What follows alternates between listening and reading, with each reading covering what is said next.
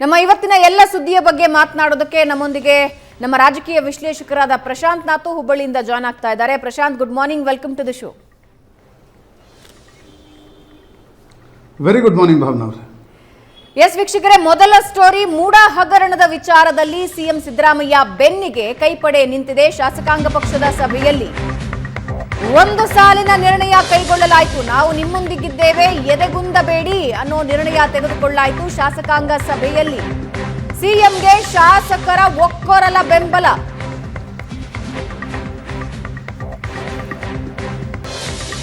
CM Siddaramaiah ರಕ್ಷಣೆಗೆ ನಿಂತ ಇಡೀ ಶಾಸಕಾಂಗ. ಶಾಸಕಾಂಗ ಪಕ್ಷದ ಸಭೆಯಲ್ಲಿ ಸಿಎಂಗೆ ನೈತಿಕ ಸ್ಥೈರ್ಯ.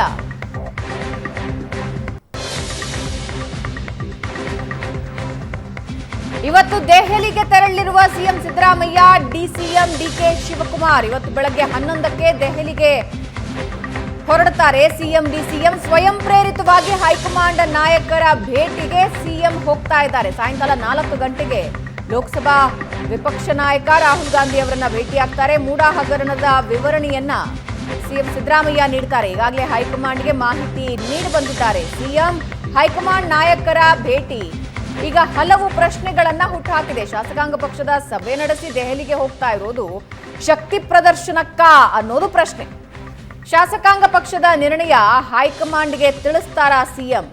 ತನಿಖೆ ಎದುರಿಸೋ ಪರಿಸ್ಥಿತಿ ಏನಾದ್ರೂ ಬಂದ್ಬಿಟ್ರೆ ಸಿಎಂ ಜೊತೆ ಹೈಕಮಾಂಡ್ ನಿಲ್ಲುತ್ತಾ? ಹೈಕಮಾಂಡ್ ನಿಲುವು ತಿಳಿಯೋದಕ್ಕೆ ದೆಹಲಿಗೆ ಹೋಗ್ತಾ ಇದ್ದಾರಾ ಸಿಎಂ? ಹೀಗೆ ಹಲವು ಪ್ರಶ್ನೆಗಳನ್ನ ಹುಟ್ಟುಹಾಕ್ತಾ ಇದೆ. ಇದರ ಜೊತೆಗೆ ಡಿಸಿಎಂ ಡಿಕೆ ಶಿವಕುಮಾರ್ ಕೂಡ ದೆಹಲಿ ಪ್ರವಾಸಕ್ಕೆ ಹೋಗ್ತಾ ಇದ್ದಾರೆ.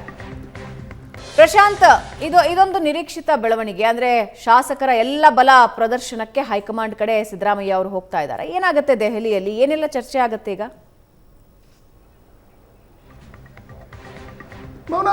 ಇದೊಂದು ಕ್ರೂಷಿಯಲ್ ಆಗಿರ್ತಕ್ಕಂಥ ಒಂದು ದಿಲ್ಲಿಯ ಭೇಟಿ ಅಂತ ಅನ್ಸುತ್ತೆ. ಯಾಕಂದರೆ ಇಷ್ಟು ದಿನಗಳವರೆಗೆ ಒಂದು ರೀತಿ ರಾಜ್ಯಪಾಲರು ಸ್ಯಾಂಕ್ಷನ್ ಕೊಡ್ತಾರೆ ಅನ್ನುವ ಒಂದು ಕಾರಣದಿಂದ ಮುಖ್ಯಮಂತ್ರಿಗಳು ದೆಹಲಿಗೆ ಹೋಗಿದ್ರು. ಯಾಕಂದರೆ ರಾಜ್ಯಪಾಲರು ಶೋಕಾಸ್ ನೋಟಿಸನ್ನು ಕೊಟ್ಟ ನಂತರ ಮುಖ್ಯಮಂತ್ರಿಗಳು ದೆಹಲಿಗೆ ಹೋದಾಗ ಸುದೀರ್ಘವಾಗಿರ್ತಕ್ಕಂಥ ಸಭೆಯನ್ನು ರಾಹುಲ್ ಗಾಂಧಿ ಜೊತೆಗೂ ನಡೆಸಿದ್ರು, ಮಲ್ಲಿಕಾರ್ಜುನ್ ಖರ್ಗೆ ಅವ್ರ ಜೊತೆ ನಡೆಸಿದ್ರು, KC ವೇಣುಗೋಪಾಲ್ ಮತ್ತು ಸುರ್ಜೇವಾಲಾ ಕೂಡ ಇದ್ದರು.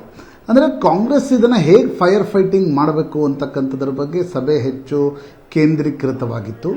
ಆದರೆ ಕಳೆದ ಶನಿವಾರ ರಾಜ್ಯಪಾಲರು ಸ್ಯಾಂಕ್ಷನ್ ಆಫ್ ಪ್ರಾಸಿಕ್ಯೂಷನ್ ಕೊಟ್ಟ ನಂತರ ಮುಖ್ಯಮಂತ್ರಿಗಳ ನಿಜವಾದ ಅಗ್ನಿ ಪರೀಕ್ಷೆ ಶುರುವಾಗಿದ್ದು ಆ ಒಂದು ಸ್ಯಾಂಕ್ಷನ್ ಆಫ್ ಇನ್ವೆಸ್ಟಿಗೇಷನನ್ನು ರಾಜ್ಯಪಾಲರು section 17A prevention of corruption act ಅಡಿಯಲ್ಲಿ ಕೊಟ್ಟ ನಂತರ.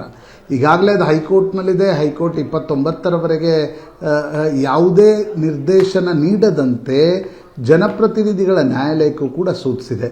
ಹೀಗಿರುವ ಪರಿಸ್ಥಿತಿಯಲ್ಲಿ ಮುಖ್ಯಮಂತ್ರಿಗಳು ದಿಲ್ಲಿಗೆ ಹೋಗ್ತಾ ಇದ್ದಾರೆ. ನೋಡಿ, ಒಂದಂತೂ ನಿಶ್ಚಿತ, ಸ್ಯಾಂಕ್ಷನ್ ಆಫ್ ಇನ್ವೆಸ್ಟಿಗೇಷನನ್ನು ರಾಜ್ಯಪಾಲರು ಕೊಟ್ಟ ನಂತರ ಈ ಹಂತದಲ್ಲಿ ಇಷ್ಟು ಹೇಳ್ಬೋದು, ಕಾಂಗ್ರೆಸ್ನ ಹೈಕಮಾಂಡ್ ಇರಬಹುದು, ಸ್ಥಳೀಯ ನಾಯಕರು, ರಾಜ್ಯ ನಾಯಕರು, ಕ್ಯಾಬಿನೆಟ್ ಮತ್ತು ಶಾಸಕಾಂಗ ಪಕ್ಷದ ಸಭೆ ಕೂಡ ಪೂರ್ತಿಯಾಗಿ ನಾವು ಸಿದ್ದರಾಮಯ್ಯನವರ ಜೊತೆ ಗಟ್ಟಿಯಾಗಿ ನಿಲ್ತೀವಿ ಅಂತಕ್ಕಂಥದ್ದನ್ನು ಬಹಿರಂಗವಾಗಿ ಹೇಳ್ತಾ ಇದ್ದಾರೆ. ಆದರೆ ನಾಳೆ ಹೈಕೋರ್ಟ್ ಏನಾದರೂ ವ್ಯತಿರಿಕ್ತವಾಗಿರ್ತಕ್ಕಂಥ ತೀರ್ಮಾನ ಕೊಟ್ಟ ಪಕ್ಷದಲ್ಲಿ, ಲೆಟ್ಸ್ ನಾಟ್ ಸ್ಪೆಕ್ಯುಲೇಟ್ ಇಟ್, ಆದರೆ ಒಂದು ವೇಳೆ ಹೈಕೋರ್ಟ್ ಇಲ್ಲಪ್ಪ ಇದಕ್ಕೆ ತಡೆಯಾಜ್ಞೆಯನ್ನು ನೀಡಿದರೆ ಮುಖ್ಯಮಂತ್ರಿಗಳು ಸೇಫ್ ಆಗ್ತಾರೆ. ತಡೆಯಾಜ್ಞೆಯನ್ನು ನೀಡದೇ ಇದ್ದ ಸಂದರ್ಭದಲ್ಲಿ ಮುಖ್ಯಮಂತ್ರಿಗಳಿಗೆ ಒಂದು ಚಾಲೆಂಜ್ ಶುರು ಆಗುತ್ತೆ. ಒಂದು ವೇಳೆ ನಾಳೆ ಇನ್ವೆಸ್ಟಿಗೇಷನ್ನು, FIR ಇದೆಲ್ಲ ಹಾಕಿದಾಗ ಅದಕ್ಕೆ ಹೈಕಮಾಂಡ್ನ ರಿಯಾಕ್ಷನ್ ಏನಿರುತ್ತೆ ಅಂತಕ್ಕಂಥದ್ದನ್ನು ಆಂಟಿಸಿಪೇಟ್ ಮಾಡಲಿಕ್ಕೆ ಯಾರಿಗೂ ಸಾಧ್ಯ ಆಗ್ತಾ ಇಲ್ಲ. ಯಾಕಂದರೆ ಅದೊಂದು ರಾಷ್ಟ್ರೀಯ ಪಕ್ಷ. ಅರವಿಂದ್ ಕೇಜ್ರಿವಾಲ್ರ ಥರ ಒಂದು ಆಮ್ ಆದ್ಮಿ ಪಕ್ಷ ತಮ್ಮದೇ ಆಗಿರ್ತಕ್ಕಂಥ ಪಕ್ಷದಲ್ಲಿ ಸಿದ್ದರಾಮಯ್ಯನವರಿಲ್ಲ. ಆ ಸಂದರ್ಭದಲ್ಲಿ ಹೈಕೋರ್ಟ್ ಮತ್ತು ಸುಪ್ರೀಂ ಕೋರ್ಟ್ಗಳು ಸ್ಯಾಂಕ್ಷನ್ ಆಫ್ ಇನ್ವೆಸ್ಟಿಗೇಷನ್ನ ರಾಜ್ಯಪಾಲರ ತೀರ್ಮಾನವನ್ನು ಹೇಗೆ ವ್ಯಾಖ್ಯಾನ ಮಾಡ್ತವೆ ಕಾನೂನಿನ ದೃಷ್ಟಿಯಿಂದ ಅನ್ನೋದು ಪೊಲಿಟಿಕಲಿ ವೆರಿ ಇಂಪಾರ್ಟೆಂಟ್ ಫಾರ್ ಮುಖ್ಯಮಂತ್ರಿ ಸಿದ್ದರಾಮಯ್ಯನವರು. ಆ ಕಾರಣದಿಂದ ಇವತ್ತಿನ ದಿಲ್ಲಿ ಭೇಟಿ ಏನಿದೆ ಅದು ಸಾಕಷ್ಟು ಮಹತ್ವವನ್ನು ಪಡೆದುಕೊಂಡಿದೆ. ಇಂಟ್ರೆಸ್ಟಿಂಗ್ಲಿ AICCಯ ರಾಷ್ಟ್ರೀಯ ಅಧ್ಯಕ್ಷರಾಗಿರ್ತಕ್ಕಂಥ ಮಲ್ಲಿಕಾರ್ಜುನ್ ಖರ್ಗೆ ಶನಿವಾರ ಬೆಂಗಳೂರಿನಲ್ಲಿದ್ದರು. ಅವರು ಬೆಂಗಳೂರಿಗೆ ಬಂದಾಗ ಸ್ಯಾಂಕ್ಷನ್ ಆಫ್ ಇನ್ವೆಸ್ಟಿಗೇಷನ್ ಬಗ್ಗೆ ಏನೊಂದು ಪ್ರಶ್ನೆಯನ್ನು ಕೇಳಲಾಯಿತು. ಅವ್ರು ಹೇಳಿದ್ರು ನಾನು ವಕೀಲರನ್ನು ಸಂಪರ್ಕಿಸಬೇಕು, ಯಾಕೆ ಕೊಟ್ಟಿದ್ದಾರೆ, ಏನು ಕೊಟ್ಟಿದ್ದಾರೆ ಅಂತಕ್ಕಂಥದ್ದರ ಅಧ್ಯಯನ ಮಾಡಬೇಕು ಅಂತಕ್ಕಂಥದ್ದನ್ನು ಮಲ್ಲಿಕಾರ್ಜುನ್ ಖರ್ಗೆ ಅವರು ಹೇಳಿದಾಗ ಸಾಕಷ್ಟು ಪೊಲಿಟಿಕಲ್ ಸ್ಪೆಕ್ಯುಲೇಷನ್ಸ್ಗಳು ಶುರುವಾದವು. ನೋಡಿ, 2 ನಿರ್ಣಯಗಳು ಕಾಂಗ್ರೆಸ್ ಹೈಕಮಾಂಡ್ನಿಂದ ಆಗೋದು ಬಾಕಿ ಇದೆ. ಒಂದು, 2023ರಲ್ಲಿ ಅಧಿಕಾರಕ್ಕೆ ಬಂದಾಗ ಕಾಂಗ್ರೆಸ್ ಹೈಕಮಾಂಡ್ನ ಸೋನಿಯಾ ಗಾಂಧಿ ಮತ್ತು ಪ್ರಿಯಾಂಕಾ ಗಾಂಧಿ, ಆಗ ಸೋನಿಯಾ ಗಾಂಧಿ ರಜೆಗೋಸ್ಕರ ಸಿಮ್ಲಾಕ್ ತೆರಳಿದ್ರು. ವಿಡಿಯೋ ಕಾಲ್ ಮೂಲಕ ಡಿ ಕೆ ಶಿವಕುಮಾರ್, ಸೋನಿಯಾ ಗಾಂಧಿ, ಪ್ರಿಯಾಂಕಾ ಗಾಂಧಿ ಮಾತನಾಡಿದರು. ಆಗ ಸೋನಿಯಾ ಗಾಂಧಿ ಒಂದು ಭರವಸೆಯನ್ನು ಡಿ ಕೆ ಶಿವಕುಮಾರ್ ಕೊಟ್ಟಿದ್ರು, ಇಲ್ಲ 2 ವರ್ಷನೋ 2.5 3 ವರ್ಷಗಳ ನಂತರ ನಿಮಗೊಂದು ಅಧಿಕಾರದ ಚಾನ್ಸನ್ನು ನಾವು ಕೊಡ್ತೀವಿ. ರಾಜಸ್ಥಾನದ ಥರ ಅಶೋಕ್ ಗೆಹ್ಲೋಟ್ ಮತ್ತು ಸಚಿನ್ ಪೈಲಟ್ ನಡುವೆ ಆ ಒಪ್ಪಂದ ಆಗಿದ್ರೂ ಕೂಡ ಅಧಿಕಾರ ಬಿಟ್ಟುಕೊಡಲಿಲ್ಲ. ಕಮಲ್ನಾಥ್ ವರ್ಸಸ್ ಜ್ಯೋತಿರಾದಿತ್ಯ ಸಿಂಧಿಯಾ ಥರ, ಛತ್ತೀಸ್ಗಢದಲ್ಲಿ ಭೂಪೇಶ್ ಬಘೇಲ್ ವರ್ಸಸ್ ಸಿಂಗ್ ದೇವ್ ಥರ ಆಗ್ಲಿಕ್ಕೆ ಬಿಡಲ್ಲ ಅಂತಕ್ಕಂಥ ಒಂದು ಭರವಸೆಯನ್ನು ಸೋನಿಯಾ ಗಾಂಧಿ ಮತ್ತು ಪ್ರಿಯಾಂಕಾ ಗಾಂಧಿ ಡಿ ಕೆ ಶಿವಕುಮಾರ್ಗೆ ನೀಡಿದರು. ಈಗ ಬರುವ ಪ್ರಶ್ನೆ, ಅದು ಎಷ್ಟು ದಿನಗಳ ಕಾಲ ಅಂತಕ್ಕಂಥದ್ದನ್ನು ಹೈಕಮಾಂಡ್ ತೀರ್ಮಾನಿಸಬೇಕಾಗತ್ತೆ. ಅರ್ಥಾತ್ 2028ರ ವಿಧಾನಸಭಾ ಚುನಾವಣೆಯನ್ನು ಕಾಂಗ್ರೆಸ್ ಹೈಕಮಾಂಡ್ ಸಿದ್ದರಾಮಯ್ಯನವರ ನೇತೃತ್ವದಲ್ಲಿ ಎದುರಿಸಲ್ಲ ಅಂತಕ್ಕಂಥದ್ದು ಸ್ಪಷ್ಟ. ಹಾಗಿರುವಾಗ ಸಿದ್ದರಾಮಯ್ಯನವರ ಮನಸ್ಸಿನಲ್ಲಿ ಏನಿದೆ, ಯಾವುದೇ ಕಾರಣಕ್ಕೂ ಕೂಡ ಈ ಕಳಂಕ ಹೊತ್ತುಕೊಂಡು ನಾನು ಅಧಿಕಾರದಿಂದ ಕೆಳಗಿಳಿಯಬಾರದು ಅಂತಕ್ಕಂಥದ್ದು ಸಿದ್ದರಾಮಯ್ಯನವರ ಮನಸ್ಸಿನಲ್ಲಿ ನಿಶ್ಚಿತವಾಗಿರ್ತದೆ. ಅದು ಯಾವುದೇ ರಾಜಕಾರಣಿಯ ಸಹಜವಾಗಿರ್ತಕ್ಕಂಥ ಪ್ರತಿಕ್ರಿಯೆ. ಹೀಗಿರುವಾಗ ಹೈಕಮಾಂಡ್ ಏನು ತೀರ್ಮಾನವನ್ನು ತೆಗೆದುಕೊಳ್ಳುತ್ತೆ, ತಕ್ಷಣಕ್ಕೆ ಸಿದ್ದರಾಮಯ್ಯನವರಿಗೇನೋ ಕುರ್ಚಿಯ ಕಂಟಕ ಬಂದ್ಬಿಡುತ್ತೆ ಅಂತಕ್ಕಂಥ ಸ್ಥಿತಿ ಇಲ್ಲ. ಆದರೆ ಒಂದು ವೇಳೆ FIR ಲಾಜ್ ಆಗ್ತಕ್ಕಂಥ ಪರಿಸ್ಥಿತಿ, ಇನ್ವೆಸ್ಟಿಗೇಷನ್ಗೆ ಕೋರ್ಟ್ಗಳಿಂದ ಗೋ ಹೆಡ್ ಸಿಗ್ತಕ್ಕಂಥ ಪರಿಸ್ಥಿತಿಯಲ್ಲಿ FIR ಲಾಜ್ ಆದರೆ ಆಗ ಮುಖ್ಯಮಂತ್ರಿಗಳ ಪೊಲಿಟಿಕಲ್ ಆಗಿರ್ತಕ್ಕಂಥ ಪರಿಸ್ಥಿತಿ ಏನು? ಪ್ರಾಯಶಃ ಇವತ್ತಿನ ದಿಲ್ಲಿ ಭೇಟಿಯ ಸಂದರ್ಭದಲ್ಲಿ ಸಿದ್ದರಾಮಯ್ಯನವರು ನೋಡಿ, ನಿನ್ನೆ ಶಾಸಕಾಂಗ ಪಕ್ಷದ ಸಭೆ ನಡೆಸಿ ಸಿದ್ದರಾಮಯ್ಯನವರು ದಿಲ್ಲಿಗೆ ಹೋಗ್ತಿದ್ದಾರೆ ಅಂತಂದರೆ ನಂಬರ್ ನನ್ನ ಹತ್ರ ಇದೆ. ಯಾವುದೇ ಕಾರಣಕ್ಕೂ ಕೂಡ ಕಾಂಗ್ರೆಸ್ ಹೈಕಮಾಂಡ್ ಅನಗತ್ಯವಾಗಿರ್ತಕ್ಕಂಥ, ವ್ಯತಿರಿಕ್ತವಾಗಿರ್ತಕ್ಕಂಥ ತೀರ್ಮಾನಗಳನ್ನು ತೆಗೆದುಕೊಳ್ಳೋದು ಬೇಡ ಅನ್ನೋದನ್ನು ಶಾಸಕಾಂಗ ಪಕ್ಷದ ಸಭೆಯ ಮೂಲಕ ಹೈಕಮಾಂಡ್ಗೂ ತಿಳಿಸ್ತಕ್ಕಂಥ ಪ್ರಯತ್ನವನ್ನು ಸಿದ್ದರಾಮಯ್ಯನವರು ಮಾಡ್ತಿದ್ದಾರೆ. ಸಿದ್ದರಾಮಯ್ಯನವ್ರದ್ದು ಒಂದು ರೀತಿ 2 ಫ್ರಂಟ್ ವಾರ್ ಇದ್ದಂಗಿದೆ. ಒಂದು, ವಿಪಕ್ಷಗಳು, ಕೇಂದ್ರ ಸರ್ಕಾರ, ರಾಜ್ಯಪಾಲರು, ಇದೊಂದು ಭಾಗ. ಹಿಂದುಗಡೆ ನಿಂತಿರ್ತಕ್ಕಂಥ ನಾಯಕರು, ಇಲ್ಲ ನಾವು ನಿಮ್ಮ ಜೊತೆಗಿದ್ದೀವಿ ಅನ್ನೋದನ್ನು ಹೇಳಿದರೂ ಕೂಡ ರಾಜಕಾರಣದಲ್ಲಿ ನಂಬುವ ಸ್ಥಿತಿಯಲ್ಲಿ ಯಾರೂ ಇಲ್ಲ, ಯಾರೂ ಇದನ್ನು ನಂಬಲ್ಲ. ನಿಮಗೊಂದು ಇನ್ಸಿಡೆಂಟ್ ಹೇಳಬೇಕಾದ್ರೆ, ಬಂಗಾರಪ್ಪನವರು 1992ರಲ್ಲಿ ಅಧಿಕಾರದಿಂದ ಕೆಳಗಿಳಿತಕ್ಕಂಥ ಸಂದರ್ಭದಲ್ಲಿ ಕ್ಲಾಸಿಕ್ ಕಂಪ್ಯೂಟರ್ಸ್ ಹಗರಣ ಬಂತು. PV ನರಸಿಂಹರಾಯರು ಬಂಗಾರಪ್ಪನವ್ರನ್ನ ದಿಲ್ಲಿಗೆ ಕರೆಸ್ಕೊಂಡ್ರು. ಬಂಗಾರಪ್ಪನವರು ದಿಲ್ಲಿಗೆ ಹೋಗ್ತಕ್ಕಂಥ ಸಂದರ್ಭದಲ್ಲಿ ಭಾವನಾ ಎಲ್ಲ ನಾಯಕರು, ಇವತ್ತಿನ ಮಲ್ಲಿಕಾರ್ಜುನ್ ಖರ್ಗೆ, ಧರ್ಮ್ ಸಿಂಗ್, ಎಲ್ಲ ನಾಯಕರು ಕೂಡ ಹಿಂದುಳಿದ ವರ್ಗದ ನೇತಾರ ಬಂಗಾರಪ್ಪನವ್ರ ಜೊತೆಗೆ ನಾವಿದ್ದೀವಿ ಅಂತಕ್ಕಂಥದ್ದನ್ನ ಬಹಳ ಗಟ್ಟಿಯಾಗಿ ಹೇಳ್ತಾ ಇದ್ರು. ನರಸಿಂಹರಾವ್ರ ಭೇಟಿಯಾಗತ್ತೆ ಬಂಗಾರಪ್ಪನವ್ರ ಜೊತೆಗೆ. ನರಸಿಂಹರಾವ್ ಏನೂ ಹೇಳಲ್ಲ, ಬರೀ ಕೇಳ್ತಾರೆ ಏನಾಗಿದೆ ಅಂತಕ್ಕಂಥದ್ದನ್ನು. ಏರ್ಪೋರ್ಟಿಗೆ ಬರ್ತಕ್ಕಂಥ ಸಂದರ್ಭದಲ್ಲಿ ಜನಾರ್ದನ್ ಪೂಜಾರಿ ಬಂಗಾರಪ್ಪನವ್ರ ಜೊತೆಗೆ ವಾಪಸ್ ಬರ್ತಾ ಇರ್ತಾರೆ. ಜನಾರ್ದನ್ ಪೂಜಾರಿ ಒಂದು ಚೀಟಿಯನ್ನು ವಿಮಾನ ನಿಲ್ದಾಣದಲ್ಲಿ ಬಂಗಾರಪ್ಪನವ್ರ ಕೈ ಕೊಡ್ತಾರೆ. Tender your resignation to the governor ಅಂತ ಚೀಟಿಯಲ್ಲಿ ಬರೆದಿರುತ್ತೆ. ಬಂಗಾರಪ್ಪನವ್ರು ವ್ಯಗ್ರರಾಗ್ತಾರೆ. ಆಗ ಈಗಿನ ಥರ ಮೊಬೈಲ್ ಫೋನ್ಗಳಿರಲ್ಲ, ಟ್ರಂಕ್ ಕಾಲ್ ಮಾಡ್ತಾರೆ. ಈ ರೀತಿ ಹೇಳಿದ್ದಾರೆ ಹೈಕಮಾಂಡ್ನವರು, ನೀವು ಶಾಸಕರು ಏಟ್ರಿಯಾ, ಈಗಿನ ಹೆಸರು ಚೇಂಜ್ ಆಗಿದೆಯಲ್ಲ, ಏಟ್ರಿಯಾ ಹೋಟೆಲ್ನಲ್ಲಿ ಶಾಸಕರು ಇರ್ತಾರೆ. ರಾಡಿಸನ್ ಬ್ಲೂ, ಈಗಿನ ರಾಡಿಸನ್ ಬ್ಲೂ ಆಗಿನ ಏಟ್ರಿಯಾ ಆಗಿತ್ತು.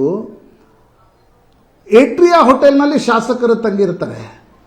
ಯಾವಾಗ ಶಾಸಕರಿಗೆ ಗೊತ್ತಾಗುತ್ತೋ ಹೈಕಮಾಂಡ್ ಬಂಗಾರಪ್ಪನವರ ಜೊತೆ ಇಲ್ಲ ಅನ್ನೋದು, ಬಂಗಾರಪ್ಪನವರು ಬೆಂಗಳೂರು ವಿಮಾನ ನಿಲ್ದಾಣ ಇಳಿಯುವ ಹೊತ್ತಿಗೆ, ಅಂದರೆ ದಿಲ್ಲಿಯಲ್ಲಿದ್ದಾಗ ಶಾಸಕರು ಹೇಳ್ತಾರೆ ನಾವು ನಿಮ್ಮ ಜೊತೆಗಿದ್ದೀವಿ ಅಂತ. ಬಂಗಾರಪ್ಪನವರು ದಿಲ್ಲಿ ವಿಮಾನ ನಿಲ್ದಾಣ ಇಳಿಯುವ ಹೊತ್ತಿಗೆ ಎಲ್ಲ ಶಾಸಕರು ಚೆಲ್ಲಾಪಿಲ್ಲಿಯಾಗಿ ಹೋಗ್ತಾರೆ. ಬಂಗಾರಪ್ಪನವರು ನೇರವಾಗಿ ರಾಜಭವನಕ್ಕೆ ಹೋಗಿ ರಾಜೀನಾಮೆಯನ್ನು ಕೊಡ್ತಕ್ಕಂಥ ಪರಿಸ್ಥಿತಿ ನಿರ್ಮಾಣ ಆಗುತ್ತೆ. ಅಂದರೆ ರಾಷ್ಟ್ರೀಯ ಪಕ್ಷಗಳಲ್ಲಿ ಇದೆಲ್ಲವನ್ನೂ ನೋಡಿರ್ತಕ್ಕಂಥ ಸಂಗತಿ. ಜನಪ್ರಿಯ ನಾಯಕತ್ವ, ಮಾಸ್ ಲೀಡರ್ ಇವೆಲ್ಲವೂ ಇದ್ದರೂ ಕೂಡ, ಈಗ ದೇವರಾಜ ಅರಸರು ಕರ್ನಾಟಕದಲ್ಲಿ ಎಷ್ಟೊಂದು ಮಾಸ್ ಲೀಡರ್ಗಳು ಅವಧಿಗೂ ಮುಂಚೆ ರಾಜೀನಾಮೆ ನೀಡತಕ್ಕಂಥ ಪರಿಸ್ಥಿತಿ ನಿರ್ಮಾಣವಾಯಿತು. ಸ್ಟಾರ್ಟ್ ಫ್ರಮ್ ದೇವರಾಜ ಅರಸರು, ನಂತರ ಹೆಗಡೆ ಒಂದು ಕಾರಣದಿಂದ ರಾಜೀನಾಮೆ ನೀಡಬೇಕಾಗಿರ್ತಕ್ಕಂಥ ಪರಿಸ್ಥಿತಿ ನಿರ್ಮಾಣವಾಯಿತು. ವೀರೇಂದ್ರ ಪಾಟೀಲ್ರು, ಬಂಗಾರಪ್ಪ, ನಂತರ ಧರ್ಮ್ ಸಿಂಗ್ ಬಿಡಿ ಕುಮಾರಸ್ವಾಮಿ ಮತ್ತು ಯಡಿಯೂರಪ್ಪನವರು ಮೈತ್ರಿ ಮಾಡಿಕೊಂಡ್ರು. ನಂತರ ಸ್ವತಃ ಯಡಿಯೂರಪ್ಪನವರು ಅಧಿಕಾರದಿಂದ ಕೆಳಗಿಳಿತಕ್ಕಂಥ ಪರಿಸ್ಥಿತಿ ಎರಡೆರಡು ಬಾರಿ ನಿರ್ಮಾಣ ಆಯಿತು. ಒಂದು ತನಿಖೆಯ ಕಾರಣದಿಂದ, ಇನ್ನೊಂದು ಹೈಕಮಾಂಡ್ನ ತಲೆಮಾರು ಬದಲಾವಣೆಯ ನಿರ್ಧಾರದ ಕಾರಣದಿಂದ. 2011ರಲ್ಲಿ 2021ರಲ್ಲಿ ಯಡಿಯೂರಪ್ಪನವರು ರಾಜೀನಾಮೆ ನೀಡತಕ್ಕಂಥ ಪರಿಸ್ಥಿತಿ ನಿರ್ಮಾಣವಾಯಿತು. ಈ ಹೊತ್ತಿನಲ್ಲಿ ಸಿದ್ದರಾಮಯ್ಯನವರು ಸೇಫ್ ಇದ್ದಾರೆ. ಎಲ್ಲಿವರೆಗೆ? ಹೈಕೋರ್ಟ್ ಮತ್ತು ಸುಪ್ರೀಂ ಕೋರ್ಟ್ ಏನು ಹೇಳುತ್ತೆ, ಕಾನೂನಿನ ವ್ಯಾಖ್ಯಾನ ಏನು ಅನ್ನುವವರೆಗೆ.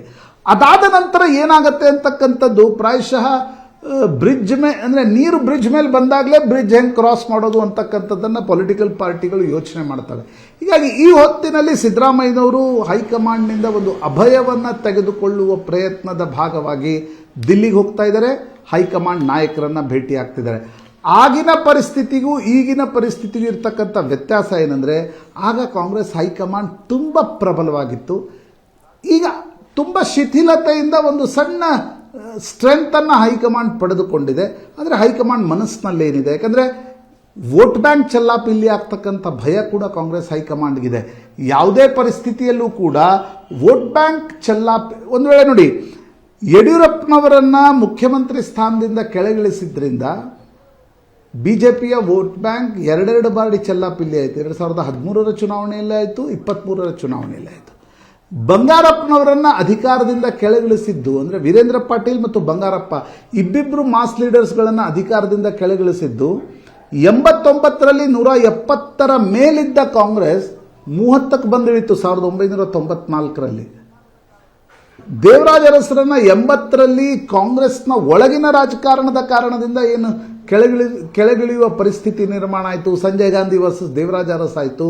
83ರಲ್ಲಿ ಮೊದಲ ಬಾರಿಗೆ ಒಂದು ನಾನ್ ಕಾಂಗ್ರೆಸ್ ಗೌರ್ಮೆಂಟ್, ಸ್ವಲ್ಪ ಕಿಚಡಿ ಇತ್ತು. ಅದರಲ್ಲಿ ಜನಸಂಘ ಇತ್ತು, ಜನತಾ ಪಾರ್ಟಿ ಇತ್ತು, ಕ್ರಾಂತಿರಂಗ ಇತ್ತು, ಅರಸು ಬಂಗಾರಪ್ಪ, ದೇವೇಗೌಡರು, ರಾಮಕೃಷ್ಣ ಹೆಗಡೆ ಇವರೆಲ್ಲರೂ ಒಟ್ಟಾಗಿ ಒಂದು ನಾನ್ ಕಾಂಗ್ರೆಸ್ ಗೌರ್ಮೆಂಟನ್ನು 83ರಲ್ಲಿ ತರಕ್ಕೆ ಸಾಧ್ಯ ಆಗಿದ್ದು ದೇವರಾಜ ಅರಸರನ್ನ ಕಾಂಗ್ರೆಸ್ ಡಂಪ್ ಮಾಡಿದ ಕಾರಣದಿಂದಾಗಿ. ಹೀಗಾಗಿ ಸಿದ್ದರಾಮಯ್ಯನವರನ್ನ ಆ ರೀತಿ ಡಂಪ್ ಮಾಡುವ ಪರಿಸ್ಥಿತಿಯಲ್ಲಿ ಹೈಕಮಾಂಡ್ ಇದೆಯಾ? ಆದರೆ ಸಿದ್ದರಾಮಯ್ಯನವರನ್ನ ಇಲ್ಲ, ನಾವು ನಿಮ್ಗೆ 28ರವರೆಗೆ ಕಂಟಿನ್ಯೂ ಮಾಡ್ತೀವಿ ಅಂತಕ್ಕಂಥದ್ದನ್ನು ಹೇಳುವ ಸ್ಥಿತಿಯಲ್ಲಿ ಕಾಂಗ್ರೆಸ್ ಹೈಕಮಾಂಡ್ ಇದೆಯಾ? ಇವೆಲ್ಲವೂ ಅಂಶಗಳು ನಿರ್ಧಾರ ತೆಗೆದುಕೊಳ್ಳುವಾಗ ಮುಖ್ಯ ಆಗತ್ತೆ ಅಂತ ಅನಿಸುತ್ತೆ. ಬಟ್ ಸಿದ್ದರಾಮಯ್ಯನವರು ಒಂದು ಗಟ್ಟಿ ತಯಾರಿಯನ್ನು ಮಾಡ್ತಾ ಇದ್ದಾರೆ. ಯಾವುದೇ ಕಾರಣಕ್ಕೂ ಕೂಡ ಈ ಕಳಂಕವನ್ನು ಹೊತ್ತುಕೊಂಡು ನಾನು ಅಧಿಕಾರದಿಂದ ಕೆಳಗಿಳಿಯಲ್ಲ ಅಂತಕ್ಕಂಥದ್ದು. ಆ ಕಾರಣದಿಂದ ಕ್ಯಾಬಿನೆಟ್ನಲ್ಲಿ ನಿರ್ಣಯಗಳನ್ನು ತೆಗೆದುಕೊಳ್ಳಲಾಗ್ತಾ ಇದೆ, ಶಾಸಕಾಂಗ ಪಕ್ಷದ ಸಭೆಯಲ್ಲಿ ನಿರ್ಣಯಗಳನ್ನು ತೆಗೆದುಕೊಳ್ಳಲಾಗ್ತಾ ಇದೆ. ಈಗ ನಿನ್ನೆಯ ಕ್ಯಾಬಿನೆಟ್ ಬಗ್ಗೆ ಕೂಡ ಟಿಪ್ಪಣಿ ಮಾಡಬೇಕಾದ್ರೆ ಕಾಂಗ್ರೆಸ್ ಪರವಾಗಿ, ಸಿದ್ದರಾಮಯ್ಯನವರ ಪರವಾಗಿ ವಾದಿಸ್ತಕ್ಕಂಥ ಅಭಿಷೇಕ್ ಮನು ಸಿಂಘ್ವಿ ಹೈಕೋರ್ಟ್ನಲ್ಲಿ ಹೇಳಿದರು, ಇಲ್ಲ ರಾಜ್ಯಪಾಲರು ಪೊಲಿಟಿಕಲಿ ಮೋಟಿವೇಟೆಡ್ ನಿರ್ಧಾರವನ್ನು ತೆಗೆದುಕೊಳ್ತಾ ಇದ್ದಾರೆ ಅಂತಕ್ಕಂಥದ್ದು ಕಾನ್ಸ್ಟಿಟ್ಯೂಷನಲ್ ಪೊಸಿಷನ್ನಲ್ಲಿ ಕೂತ್ಕೊಂಡು. ನಿನ್ನೆ ಕಾಂಗ್ರೆಸ್ನ ರಾಜ್ಯ ಸರ್ಕಾರದ ಕ್ಯಾಬಿನೆಟ್ ಏನು ಮಾಡ್ತು ನೋಡಿ. ಎಲ್ಲ ಮಂತ್ರಿಗಳಿರಲಿ, ರಾಜ್ಯಪಾಲರಿರಲಿ, ರಾಷ್ಟ್ರಪತಿಗಳಿರಲಿ, ಪ್ರಧಾನಮಂತ್ರಿಗಳಿರಲಿ, ಓತ್ ತೆಗೊಳ್ಳುವಾಗ ಏನು ಓತ್ ತೆಗೆದುಕೊಳ್ತಾರೆ? ಭಯ ಮತ್ತು ಪಕ್ಷಪಾತದ ಪೂರ್ವಾಗ್ರಹ ಇಲ್ಲದೆ ನಾವು ಅಧಿಕಾರವನ್ನು ನಡೆಸ್ತೀವಿ ಅಂತಕ್ಕಂಥದ್ದು.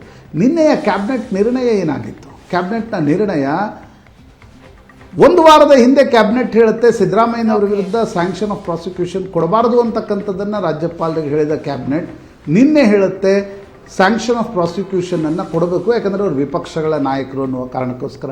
ಹೀಗಾಗಿ ಒಂದು ಪೊಲಿಟಿಕಲಿ ಸರ್ಚಾರ್ಜ್ಡ್ ವಾತಾವರಣದಲ್ಲಿ ಕರ್ನಾಟಕ ಇದೆ. ಇದು ಎಲ್ಲಿ ಹೋಗಿ ತಲುಪುತ್ತೆ?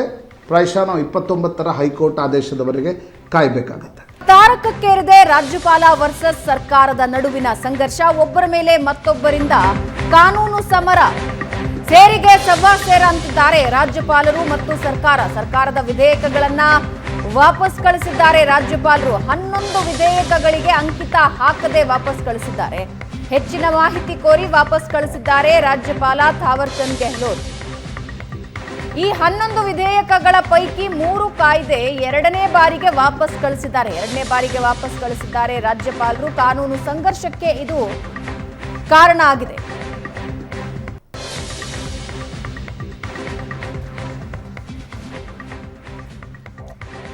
ಪ್ರಶಾಂತ್, 11 ವಿಧೇಯಕಗಳು, ಅದರಲ್ಲಿ 3 ಎರಡನೇ ಬಾರಿಗೆ ವಾಪಸ್ ಕಳಿಸಿದ್ದಾರೆ.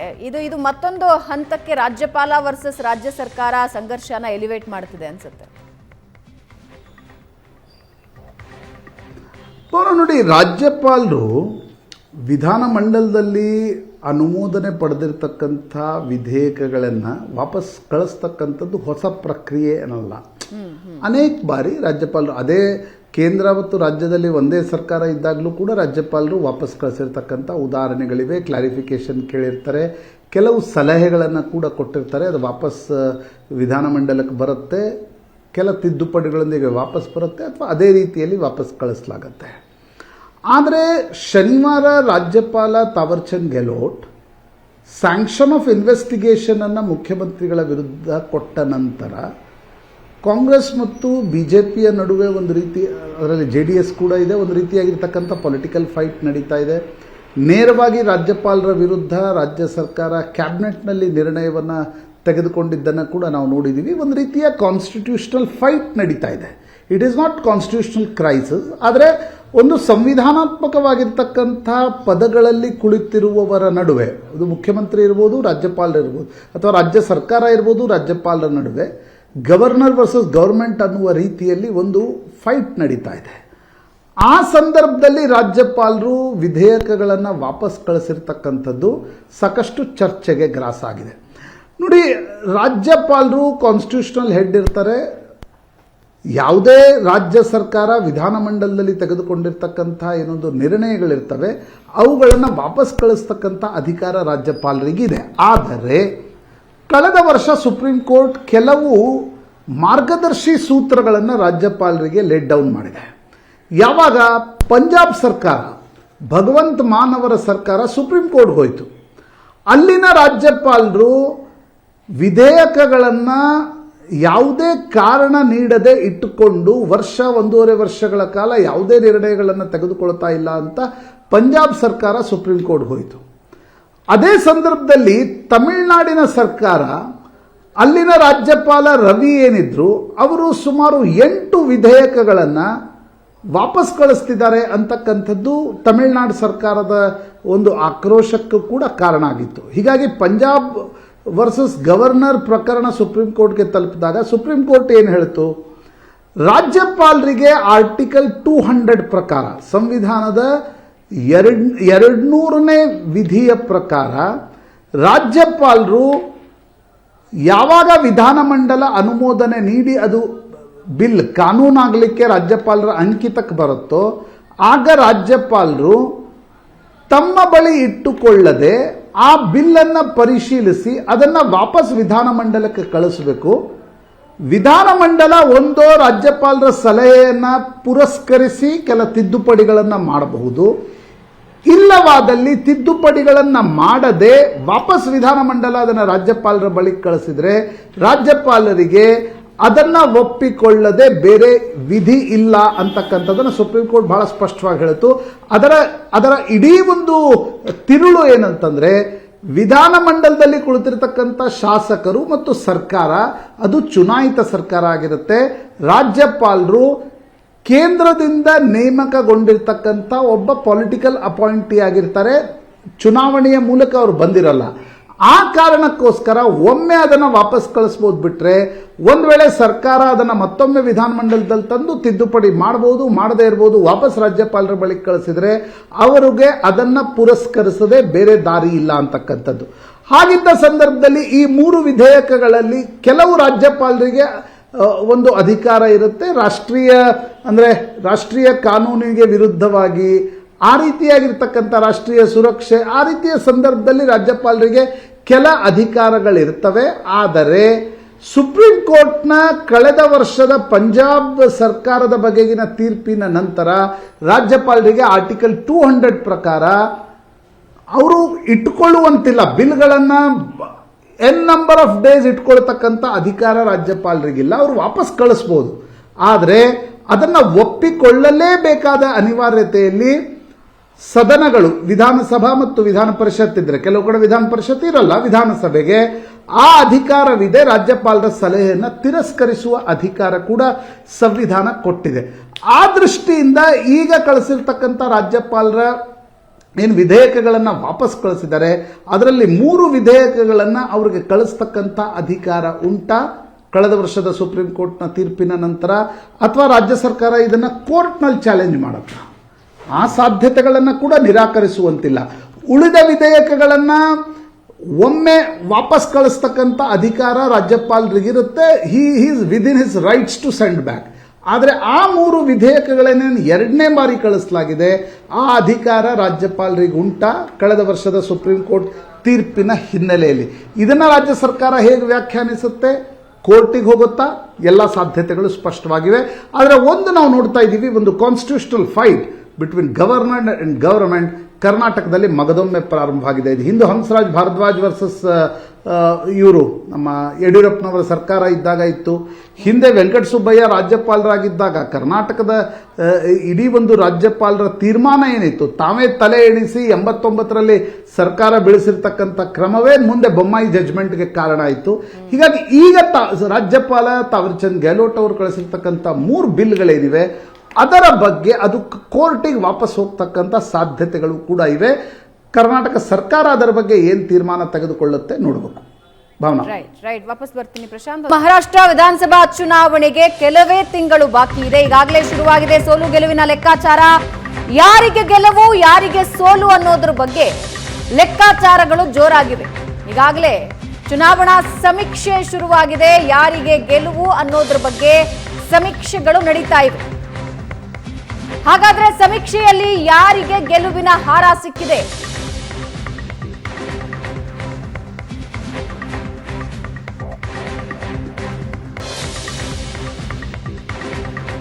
ಟೈಮ್ಸ್ ನೌ ಸಮೀಕ್ಷೆ ಹೊರಬಿದ್ದಿದ್ದು ಬಿಜೆಪಿಗೆ ಹೆಚ್ಚು ಸ್ಥಾನ ಅನ್ನೋ ಸಮೀಕ್ಷೆ ಹೊರಬಿದ್ದಿದೆ. ಅತಿ ದೊಡ್ಡ ಪಕ್ಷವಾಗಿ ಬಿಜೆಪಿ ಹೊರಹೊಮ್ಮುತ್ತೆ ಅಂತ ಈ ಸಮೀಕ್ಷೆ ಹೇಳ್ತಾ ಇದೆ. ಆದ್ರೆ ಅತಂತ್ರ ವಿಧಾನಸಭೆ ಅಸ್ತಿತ್ವಕ್ಕೆ ಬರುತ್ತೆ ಅಂತ ಈ ಸಮೀಕ್ಷೆ ಹೇಳ್ತಾ ಇದೆ. ಮಹಾರಾಷ್ಟ್ರ ವಿಧಾನಸಭಾ ಸಮೀಕ್ಷೆ ಏನ್ ಹೇಳ್ತಾ ಇದೆ ಅನ್ನೋದನ್ನ ನಮ್ಮ ಸ್ಕ್ರೀನ್ ನಲ್ಲಿ ನೀವು ನೋಡ್ತಾ ಇದ್ದೀರಾ. 287 ಕ್ಷೇತ್ರಗಳಲ್ಲಿ ಯಾರ್ಯಾರು ಎಷ್ಟೆಷ್ಟು ಪಡಿತಾರೆ ಅನ್ನೋದರ ವೋಟ್ ಶೇರ್ಸ್ ಅನ್ನ ನಮ್ಮ ಸ್ಕ್ರೀನ್ ನಲ್ಲಿ ನೀವು ನೋಡ್ತಾ ಇದ್ದೀರಾ.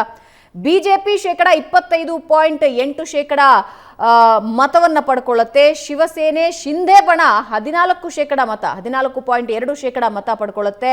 ಇನ್ನು ಎನ್ಸಿಪಿಯ ಅಜಿತ್ ದಾದಾ ಪವಾರ್ ಬಣ 5.2% ಮತಗಳನ್ನು ಪಡ್ಕೊಳ್ಳುತ್ತೆ. ಕಾಂಗ್ರೆಸ್ 18.6% ಮತಗಳನ್ನು ಪಡ್ಕೊಳ್ಳುತ್ತೆ.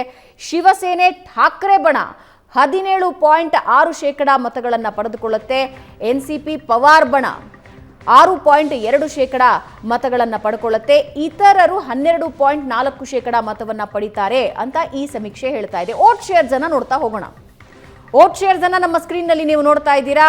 ಟೈಮ್ಸ್ ನೌ ಸಮೀಕ್ಷೆ ಪ್ರಕಾರ ಬಿಜೆಪಿ 95ರಿಂದ 105 ಸ್ಥಾನಗಳನ್ನು ಪಡಿಬಹುದು. ಶಿವಸೇನೆ ಶಿಂದೆ ಬಣ 19ರಿಂದ 24 ಸ್ಥಾನ ಪಡಿಬಹುದು. ಎನ್ಸಿಪಿಯ ಅಜಿತ್ ದಾದಾ ಪವಾರ್ ಬಣ 7ರಿಂದ 12 ಸ್ಥಾನ ಪಡಿಬಹುದು. ಇವರು 3 ಜನ ಸೇರಿ ಸರ್ಕಾರ ನಡೆಸ್ತಾ ಇದ್ದಾರೆ, ನೆನಪಿರಲಿ ನಿಮಗೆ. ಕಾಂಗ್ರೆಸ್ 42ರಿಂದ 42 ಸ್ಥಾನಗಳನ್ನು ಪಡಿಬಹುದು. ಶಿವಸೇನೆ ಠಾಕ್ರೆ ಬಣ 26ರಿಂದ 31 ಸ್ಥಾನಗಳನ್ನು ಪಡಿಬಹುದು. ಇನ್ನು ಎನ್ಸಿಪಿ ಪವಾರ್ ಬಣ 23ರಿಂದ 28, ಇತರರು 11ರಿಂದ 16 ಸ್ಥಾನಗಳನ್ನು ಪಡಿಬಹುದು ಅಂತ ಟೈಮ್ಸ್ ನೌ ಸಮೀಕ್ಷೆ ಹೇಳ್ತಾ ಇದೆ. 287 ಸ್ಥಾನಗಳಲ್ಲಿ ಯಾರ್ಯಾರು ಎಷ್ಟು ಪಡೀತಾರೆ ಕ್ಲಿಯರ್ ಕಟ್ ಆಗಿ ಗೊತ್ತಾಗ್ತಾ ಇದೆ. ಅತಿ ದೊಡ್ಡ ಪಕ್ಷವಾಗಿ ಬಿಜೆಪಿ ಇರುತ್ತೆ, ಆದರೆ ಅತಂತ್ರ ಸರ್ಕಾರವೇ ಅಸ್ತಿತ್ವಕ್ಕೆ ಬರುತ್ತೆ ಅಂತ ಸದ್ಯಕ್ಕೆ ಈ ಸಮೀಕ್ಷೆ ಹೇಳ್ತಾ ಇದೆ. ಪ್ರಶಾಂತ್, ಟೈಮ್ಸ್ ನೌ ಸಮೀಕ್ಷೆನ ನಾವು ಸ್ಕ್ರೀನ್ನಲ್ಲಿ ನೋಡ್ತಾ ಇದ್ದೀವಿ, ಆದರೆ ಗೊಂದಲಮಯವಾಗಿ ಮುಂದುವರಿಯುತ್ತೆ ಈ ಬಾರಿಯ ವಿಧಾನಸಭಾ ಎಲೆಕ್ಷನ್ ನಂತರ ಕೂಡ ಅನ್ನೋ ಪರಿಸ್ಥಿತಿ ಈ ಸಮೀಕ್ಷೆಯಲ್ಲಿ ಕಂಡು ಬರ್ತಾ ಇದೆ. ಭವನ, ಮಹಾರಾಷ್ಟ್ರದ ರಾಜಕಾರಣ ಒಂದು ರೀತಿ ಖಿಚಡಿಯ ಪರಾಕಾಷ್ಠೆ ಅನ್ಬೋದು. ಅನೇಕ ಕಡೆ ಖಿಚಡಿಗಳಿವೆ, ಕರ್ನಾಟಕದಲ್ಲೂ ಅನೇಕ ಬಾರಿ ಖಿಚಡಿ ಸರ್ಕಾರವನ್ನು ನೋಡಿದ್ದೀವಿ. ಆದರೆ ಇದೊಂದು ರೀತಿಯ ಖಿಚಡಿಯ ಪರಾಕಾಷ್ಠೆ. ಯಾಕೆಂದರೆ ಬಹುತೇಕ ಭಾರತದ ಯಾವುದೇ ರಾಜ್ಯದಲ್ಲಿ ಈ ರೀತಿ 3 ಪಕ್ಷಗಳು ಒಟ್ಟಾಗಿ ಬಂದು ಅಧಿಕಾರವನ್ನು ಎರಡೂ ಬದಿಯಲ್ಲಿ ನಾನು ಹೇಳ್ತಾ ಇರೋದು. ಈಗ ಬಿಹಾರದಲ್ಲಿ 2 ಪಕ್ಷ ಇದ್ವು, ಮಹಾರಾಷ್ಟ್ರದಲ್ಲೇ 2 ಪಕ್ಷ ಇದ್ವು, ಕರ್ನಾಟಕದಲ್ಲಿ 3 ಪಕ್ಷದ ನಡುವೆ 2 ಪಕ್ಷಗಳು ಒಟ್ಟಾಗಿ ಬಂದು ಸರ್ಕಾರವನ್ನು ರಚಿಸಿವೆ. ಆದರೆ ಈ ರೀತಿ 3 ಪಕ್ಷಗಳು ಆಮ್ನೆ ಸಾಮ್ನೆ ಇರತಕ್ಕಂಥ ಒಂದು ವಿಚಿತ್ರ ಫೈಟನ್ನು ಮಹಾರಾಷ್ಟ್ರ ನೋಡ್ತಾ ಇದೆ. ಯಾಕಂದರೆ ಒಂದು ಕಡೆ BJP ಶಿವಸೇನೆ ಇರ್ತಾ ಇತ್ತು, ಇನ್ನೊಂದು ಕಡೆ ಕಾಂಗ್ರೆಸ್ NCP ಇರ್ತಾ ಇತ್ತು. ಆದರೆ BJP ಶಿವಸೇನೆಯನ್ನು ಒಡೆದು ಶರದ್ ಪವಾರರ ಪಾರ್ಟಿಯನ್ನು ಒಡೆದ ನಂತರ ಲೋಕಸಭಾ ಚುನಾವಣೆಯಲ್ಲಿ ಜನ ಒಂದು ಪಾರ್ಟಿಯ ಮತದಾರರು ಇನ್ನೊಂದು ಪಾರ್ಟಿಗೆ ಓಟ್ ಹಾಕುವಾಗ 10 ಬಾರಿ ಯೋಚನೆ ಮಾಡಿದ್ದಾರೆ ಅಂತಕ್ಕಂಥದ್ದು ಅಲ್ಲಿನ ಲೋಕಸಭೆಯ ರಾಜಕೀಯ ಸಮೀಕರಣಗಳು ಸ್ಪಷ್ಟವಾಗಿ ಹೇಳ್ತಾ ಇವೆ. ಅಂದರೆ ಫಾರ್ ಎಕ್ಸಾಂಪಲ್, ಬಿಜೆಪಿಯ ಮತದಾರ ಅಜಿತ್ ದಾದಾ ಪವಾರರಿಗೆ ಓಟ್ ಹಾಕುವಾಗ ಒಂದು ತಳಮಳವನ್ನು ಎದುರಿಸಿದ್ದ ಮತ್ತು ಅಜಿತ್ ದಾದಾ ಪವಾರಿಗೆ ಓಟ್ ಶಿಫ್ಟ್ ಆಗಿಲ್ಲ ಅಂತಕ್ಕಂಥದ್ದು. ಯಾಕಂದರೆ 3ರಿಂದ 3.5% ಓಟನ್ನು ಮಾತ್ರ ತೆಗೆದುಕೊಂಡಿತ್ತು. ಇಲ್ಲಿ ಈ ಸರ್ವೆ ಹೇಳ್ತಾ ಇದೆ, I slightly differ with this opinion pole. ಯಾಕಂದರೆ ಲೋಕಸಭಾ ಚುನಾವಣೆಯನ್ನು ಒಂದು ಸ್ಟಾರ್ಟಿಂಗ್ ಪಾಯಿಂಟ್ ಆಗಿ ಇಟ್ಕೊಂಡ್ರೆ ಅಲ್ಲಿ ಅರ್ಥ ಆಗ್ತಾ ಇರ್ತಕ್ಕಂಥ ಸ್ಪಷ್ಟ ಅಂಶ ಏನು, ಮಹಾವಿಕಾಸ್ ಅಘಾಡಿಯಲ್ಲಿ ಅದು ವಿಪಕ್ಷದಲ್ಲಿರೋದ್ರಿಂದ ಅಥವಾ ಬಿಜೆಪಿಯನ್ನು ಮೋದಿಯನ್ನು ಸೋಲಿಸಬೇಕು ಅನ್ನುವ ಕಾರಣಕ್ಕೋಸ್ಕರ ಮಹಾವಿಕಾಸ್ ಅಘಾಡಿಯಲ್ಲಿ ಪರಸ್ಪರ ವೋಟ್ಗಳು ಶಿಫ್ಟ್ ಆಗಿವೆ. ಕಾಂಗ್ರೆಸ್, ಎನ್ಸಿಪಿ ಮತ್ತು ಉದ್ಧವ್ ಠಾಕ್ರೆ ಅವರ ಪಕ್ಷದ ನಡುವೆ ಪರಸ್ಪರ ವೋಟ್ಗಳು ಶಿಫ್ಟ್ ಆಗಿವೆ. ಆದರೆ ಮಹಾಯುತಿಗೆ ಬಂದಾಗ ಬಿಜೆಪಿ ಶಿಂಧೆ ಬಣ ಮತ್ತು ಅಜಿತ್ ದಾದಾ ಪವಾರ್ಗೆ ಬಂದಾಗ ಆ ವೋಟ್ ಶಿಫ್ಟ್ ಆಗಿಲ್ಲ. ಕ್ಷೇತ್ರವಾರು ನೀವು ಇಡೀ ರಾಜ್ಯವಾರು ಮೈತ್ರಿ ಮಾಡ್ಕೊಂಡಿದ್ದೀವಿ, ಸೀಟ್ ಹಂಚಿಕೆ ಮಾಡ್ಕೊಂಡಿದ್ದೀವಿ, ಅದೊಂದು ಭಾಗ. ಆದರೆ ಎಕ್ಸಾಕ್ಟ್ ಸೀಟ್ನಲ್ಲಿ ವೋಟ್ಗಳು ಶಿಫ್ಟ್ ಆಗಿಲ್ಲ ಅಂತಕ್ಕಂಥದ್ದು ಪಶ್ಚಿಮ ಮಹಾರಾಷ್ಟ್ರ, ವಿದರ್ಭದ ರಿಸಲ್ಟ್ಸ್ಗಳು ಬಹಳ ಸ್ಪಷ್ಟವಾಗಿ ಹೇಳ್ತಾ ಇದ್ವು. ಸ್ವತಃ ಮುಂಬೈ ಮಹಾನಗರದ ರಿಸಲ್ಟ್ಸ್ಗಳು ಕೂಡ ಸ್ಪಷ್ಟವಾಗಿ ಹೇಳ್ತಾ ಇದ್ವು. ಹೀಗಿರುವಾಗ ಇಲ್ಲಿ ನೋಡಿ, ಬಿಜೆಪಿ ಸಿಂಗಲ್ ಲಾರ್ಜೆಸ್ಟ್ ಪಾರ್ಟಿ ಆಗುತ್ತೆ ಅನ್ನೋದರಲ್ಲಿ 2 ಪ್ರಶ್ನೆ ಇಲ್ಲ. ಯಾಕಂದರೆ ಕಳೆದ ಬಾರಿಯೇ ಬಿಜೆಪಿ 105 ಸೀಟ್ಗಳನ್ನು ಪಡೆದಿತ್ತು. 122ನಲ್ಲಿ ಬಿಜೆಪಿ ಆಗಿನ ಸ್ಟ್ರೈಕ್ ರೇಟ್ ನೋಡಿ, 105 ಸೀಟ್ಗಳನ್ನು 2019ರ ವಿಧಾನಸಭೆಯಲ್ಲಿ ಗೆದ್ದುಕೊಂಡಿತ್ತು. BJP vote share was 36.46. ಅಂದರೆ ಈಗಿನ ಸರ್ವೆ ಹೇಳ್ತಾ ಇದೆ BJP will lose around 10% of votes.